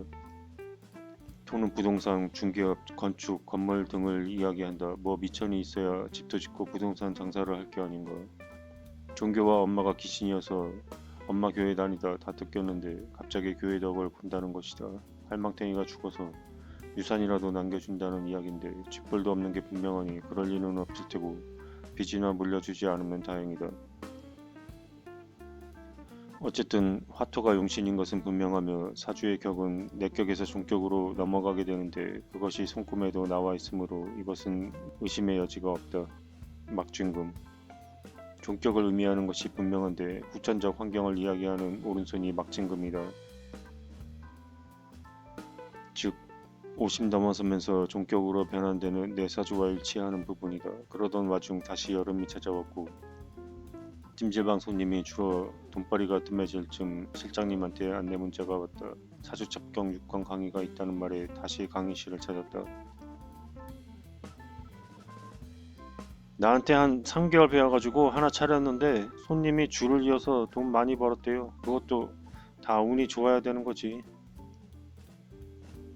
사주 첩경 강의 시간에는 김명희라고 하는 못 보던 여성 한 명이 출석하고 있었는데 분명 그 3개월 배워 짭짤하게 수익 올렸다는 그 양반이 맞는 듯해 보였다. 김영희 씨는 아직 미혼에 어려 보였으며 청순하고 앳된 목소리를 가지고 있었다. 긴 생머리에 산만하게 주섬주섬 주워 입은 듯한 옷, 근래에 보기 힘든 워스트 드레스인 그녀는 종잡을 수 없는 성격의 사차원이 분명해 보였다. 과연 영희 씨의 실력은 기초적 수준에 불과했는데 3개월 공부도 3개월 나름이다. 나는 독하게 공부해서인지 한 3년 공부한 수준은 되었는데 그녀는 정말 딱 3개월 수준으로 남의 사주를 볼만한 정도는 결코 아니었다. 기초적인 문제를 질문하는데 여념이 없었다. 그건 10년 공부한 사람도 마찬가지인 듯하다. 저 양반이 10년 동안 나 쫓아다니면서 공부한 사람이에요. 역시 찬밥 회원 중에 하나였다. 늙고 못생겼으니 관심 받긴가 보다. 10년 쫓아다녔다면 당연히 VIP 대접이라도 좀 해줘야 할 텐데 왜 면박이신지 모르겠다. 뭐 좀 물으면 대꾸도 안 한다. 동상님, 지가 막걸리 좀 가져왔어요. 막걸리 많이 드셔요. 유산균도 많고요. 오메가3도 많아요. 그래서 오메가3가 많은 거예요. 그러니까 오메가3가 많아서 몸에 좋아요. 그냥 참아주려다 오메가3 3번 나올 때 토를 달았다. 막걸리에 오메가3 없어요. 유산균은 있지. 오메가3는 등푸른 생선에 있는 거고요. 도달았다고 쌈나는 거 아닌가 했는데 남편 잡아먹는 사주 때문에 여태 독신이신 미녀 실장님이 편들어 주셨다. 얼굴만 이쁜 줄 알았더니 나름 식견도 있으시다. 그런 걸 다 알고 근데 지장가는 어떻게 외운대요? 아, 그냥 몇 번 읽으면 외워져요. 몇 번 읽으니까 구구단 외우듯이 외워지던데 10년 쫓아다녔다면서 여태 지장관도 못 외웠다니 기가 찰 오르시다. 현재 철학관 운영 중이시다. 공부 많이 했다고 철학관 한다고 깃발 꽂았다고 다 사주를 제대로 보는 것은 절대 아니라는 것을 보통 사람들은 알지 못한다. 그러니까 영희 씨가 3개월 공부해서 돈 벌었다는 게 틀린 말은 아니다. 회식 자리에서 영희 씨는 내 옆에 앉아 두 손을 꼭 잡고 언제나 그랬듯 좀 부담스럽게 정면으로 내 눈을 바라보았다. 그러니까 허희 씨도 할 수 있어요. 힘들어도 될 수 있어요. 포기하지 마세요. 당신은 할 수 있어요. 그러니까 화이팅. 알았죠? 누가 묻지도 않았는데 영희 씨는 나에게 온 정성을 쏟아 시키지도 않는 격려를 불어넣어 주었다. 영희 씨는 아버지가 사업 실패로 부도를 맞고 고등학교 때 갑자기 거액의 빚을 떠안게 되었다고 한다. 그래서 그녀는 가족을 위해 반잣집으로 이사가 무조건 깃발을 하나 꽂았다고 한다. 빚을 갚기 위해 어쩔 수 없었다고 한다. 그런데 손님이 손님을 데려오고 꼬리에 꼬리를 물어 수억 원의 빚을 모두 갚았다고 한다. 뭐야, 사기쳤다는 거 아니야? 아무것도 모르고 사주 3개월 배워서 깃발 하나 꽂고 빚을 다 갚았다니. 뭐 말은 청산유수로 했나 보지. 격려 같은 거 누구는 못해. 하기는 그녀가 돈을 벌었다는 건 그리고 깃발을 꽂았다는 건 신점을 의미하는 것이니 사주하고는 크게 관련이 있는 것은 아니다. 그러니 내막은 잘 모른다. 뭔가 영험한 게 있으니 깃발 꽂을 생각을 했고 그리고 뭔가 맞으니 사람들이 몰렸을 게다. 그렇지만 그게 가능할까? 신병이 있었던 사주 선생님도 내 사주를 제대로 모르는데 신병이 있었던 것도 아니오. 사주를 잘 아는 것도 아니오. 뭘 믿고 돈을 벌었다는 건지. 사주 선생님도 한때 신병을 앓았었다고 한다. 죄다 신약으로 극 허약한 사주이기 때문이다. 죽다 살았다고 한다. 잘 나가는 직장에서 쉽게 돈 벌며 승승장구하던 그는 갑자기 찾아온 신병으로 직장을 팽개치고 어느 절을 찾아가 거처를 옮기고 매일 기도를 드렸다 한다. 제발 나 좀 빨리 데려가 달라고. 결국 신을 받을까 했었는데 사주 공부에 전념하게 되면서 방향을 틀었던 모양이다. 내 뭘 했는가? 신병은 인성의 부재로 인해 발생하게 되므로 종교를 찾게 된다 하지 않았는가? 그런데 인성은 종교이기도 하지만 공부이기도 하다. 그러므로 신받기 싫으면 공부를 빡세게 하면 신병이 낫는다. 선생님이 신병에서 벗어났던 이유이기도 하다. 불록지객이 될 뻔한 20년간의 혹독한 대운을 견디고 나서 그는 절을 떠나 집으로 돌아왔고 대운이 호운으로 돌아서면서 방송 출연도 하고 교육도 하고 일거리도 생기면서 안정을 찾아가고 있는 것이 현재의 상황이었다. 어렵게 살았었다면 좀 조심해야 할 텐데 수강생들에게 까칠하게 구는 데에는 믿는 구석이 있기 때문이다. 에휴, 지긋지긋해. 그냥 팽팽 놀면서 골프나 치러 다녔으면 좋겠어. 고생을 덜했는지 현재 상황이 감사하지 않은 모양이다. 곧 이어 용신운이 다가오는 것을 알고 배짱이다. 그의 강의를 보면 힘들어 보이기는 한다. 얼마 되지 않은 수강생들 앞에서 하루 3시간의 열띤 강의는 결코 쉽지 않아 보이는 일이다. 영희 씨는 항상 얼굴을 반쯤 가리고 다녔다. 마스크를 하거나 목도리로 아래턱을 감고 다녔다. 그래서 얼굴을 한 번도 제대로 본 적은 없었다. 좀 들이대는 성격으로 보아 얼굴에 컴플렉스가 있어서 그런 것도 아닌 것 같았고 이해는 잘 안 갔는데 뭐 찬바람 맞으면 안 좋다고 해서 그렇다 했다. 한때 그녀는 아팠고 그래서 병원에 갔는데 암이라는 진단을 받았다고 한다. 엄마와 둘이 껴안고 하염없이 울었다고 한다. 그런데 선생님한테 사주를 보고 나니 선생님이 암이 아니라고 하더란다. 그래서 병원에 가지 않았고 아픈 게 절로 나았다고 한다. 병원 갔으면 어쩔 뻔했는가. 어떻게 암이 아니라는 걸 알았을까. 선생님이 아무리 용하다고 한들 암까지 사주에 특별히 나오지는 않는다. 뭐 토가 많으면 암석 같아서 암에 걸릴 수 있다. 뭐 이런 이야기는 있지만 그 정도로 암인지 아닌지를 판단할 수 있는 기준은 아니다. 건강이나 질병에 관한 것도 물론 사주로 추론 가능한 부분이 있기는 하다. 병, 충이 임하면 병에 걸릴 수 있고 그 오행이 어떤 오행인가에 따라 신체의 어느 부분에 질병이 임할지 예측할 수도 있다. 아플 것이라 예상하는 건 오히려 쉬워도 이미 병원에서 진단한 암이 아니라고 주장한다는 건 아무리 사주 분석이 용하다 한들 쉽지 않은 일이다.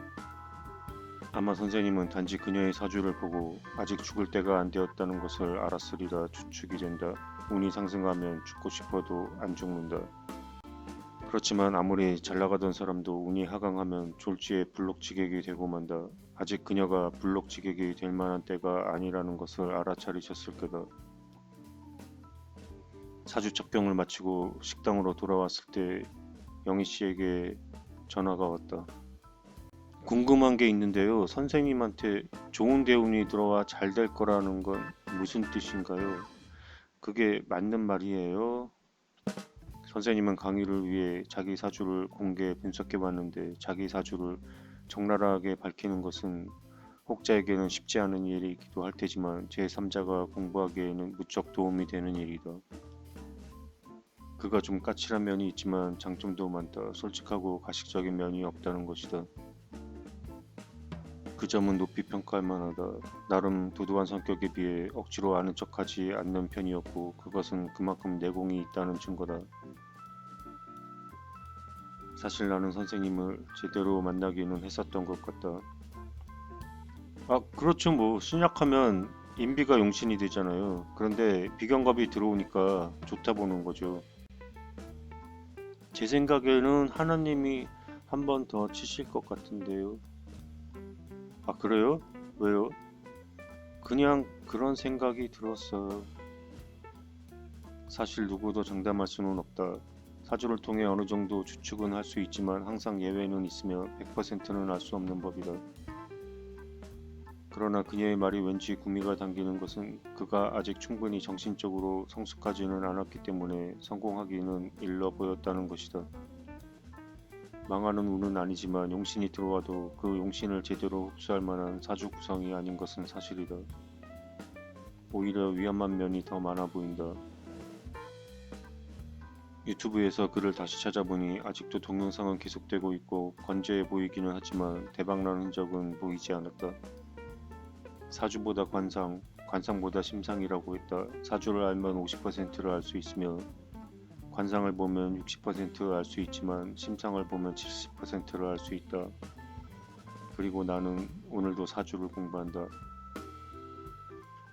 50%의 확률 속에 숨겨진 비밀을 알기 위해서 심상은 항문화되어 있지 않지만 사주는 항문화되어 있기 때문이다. 심상은 살면서 배우는 것이다. 살아가면서 가르쳐주는 것이 아니라는 것이다. 그것은 눈에 보이지는 않지만 손금처럼 지워지지 않는 흔적이며 사주의 세계가 그러하듯 오직 발악된 사람만이 읽을 수 있다. 사주가 말해주지 않는 것을 때로 관상은 말해주며 관상이 말해주지 않는 것을 심상은 말해준다.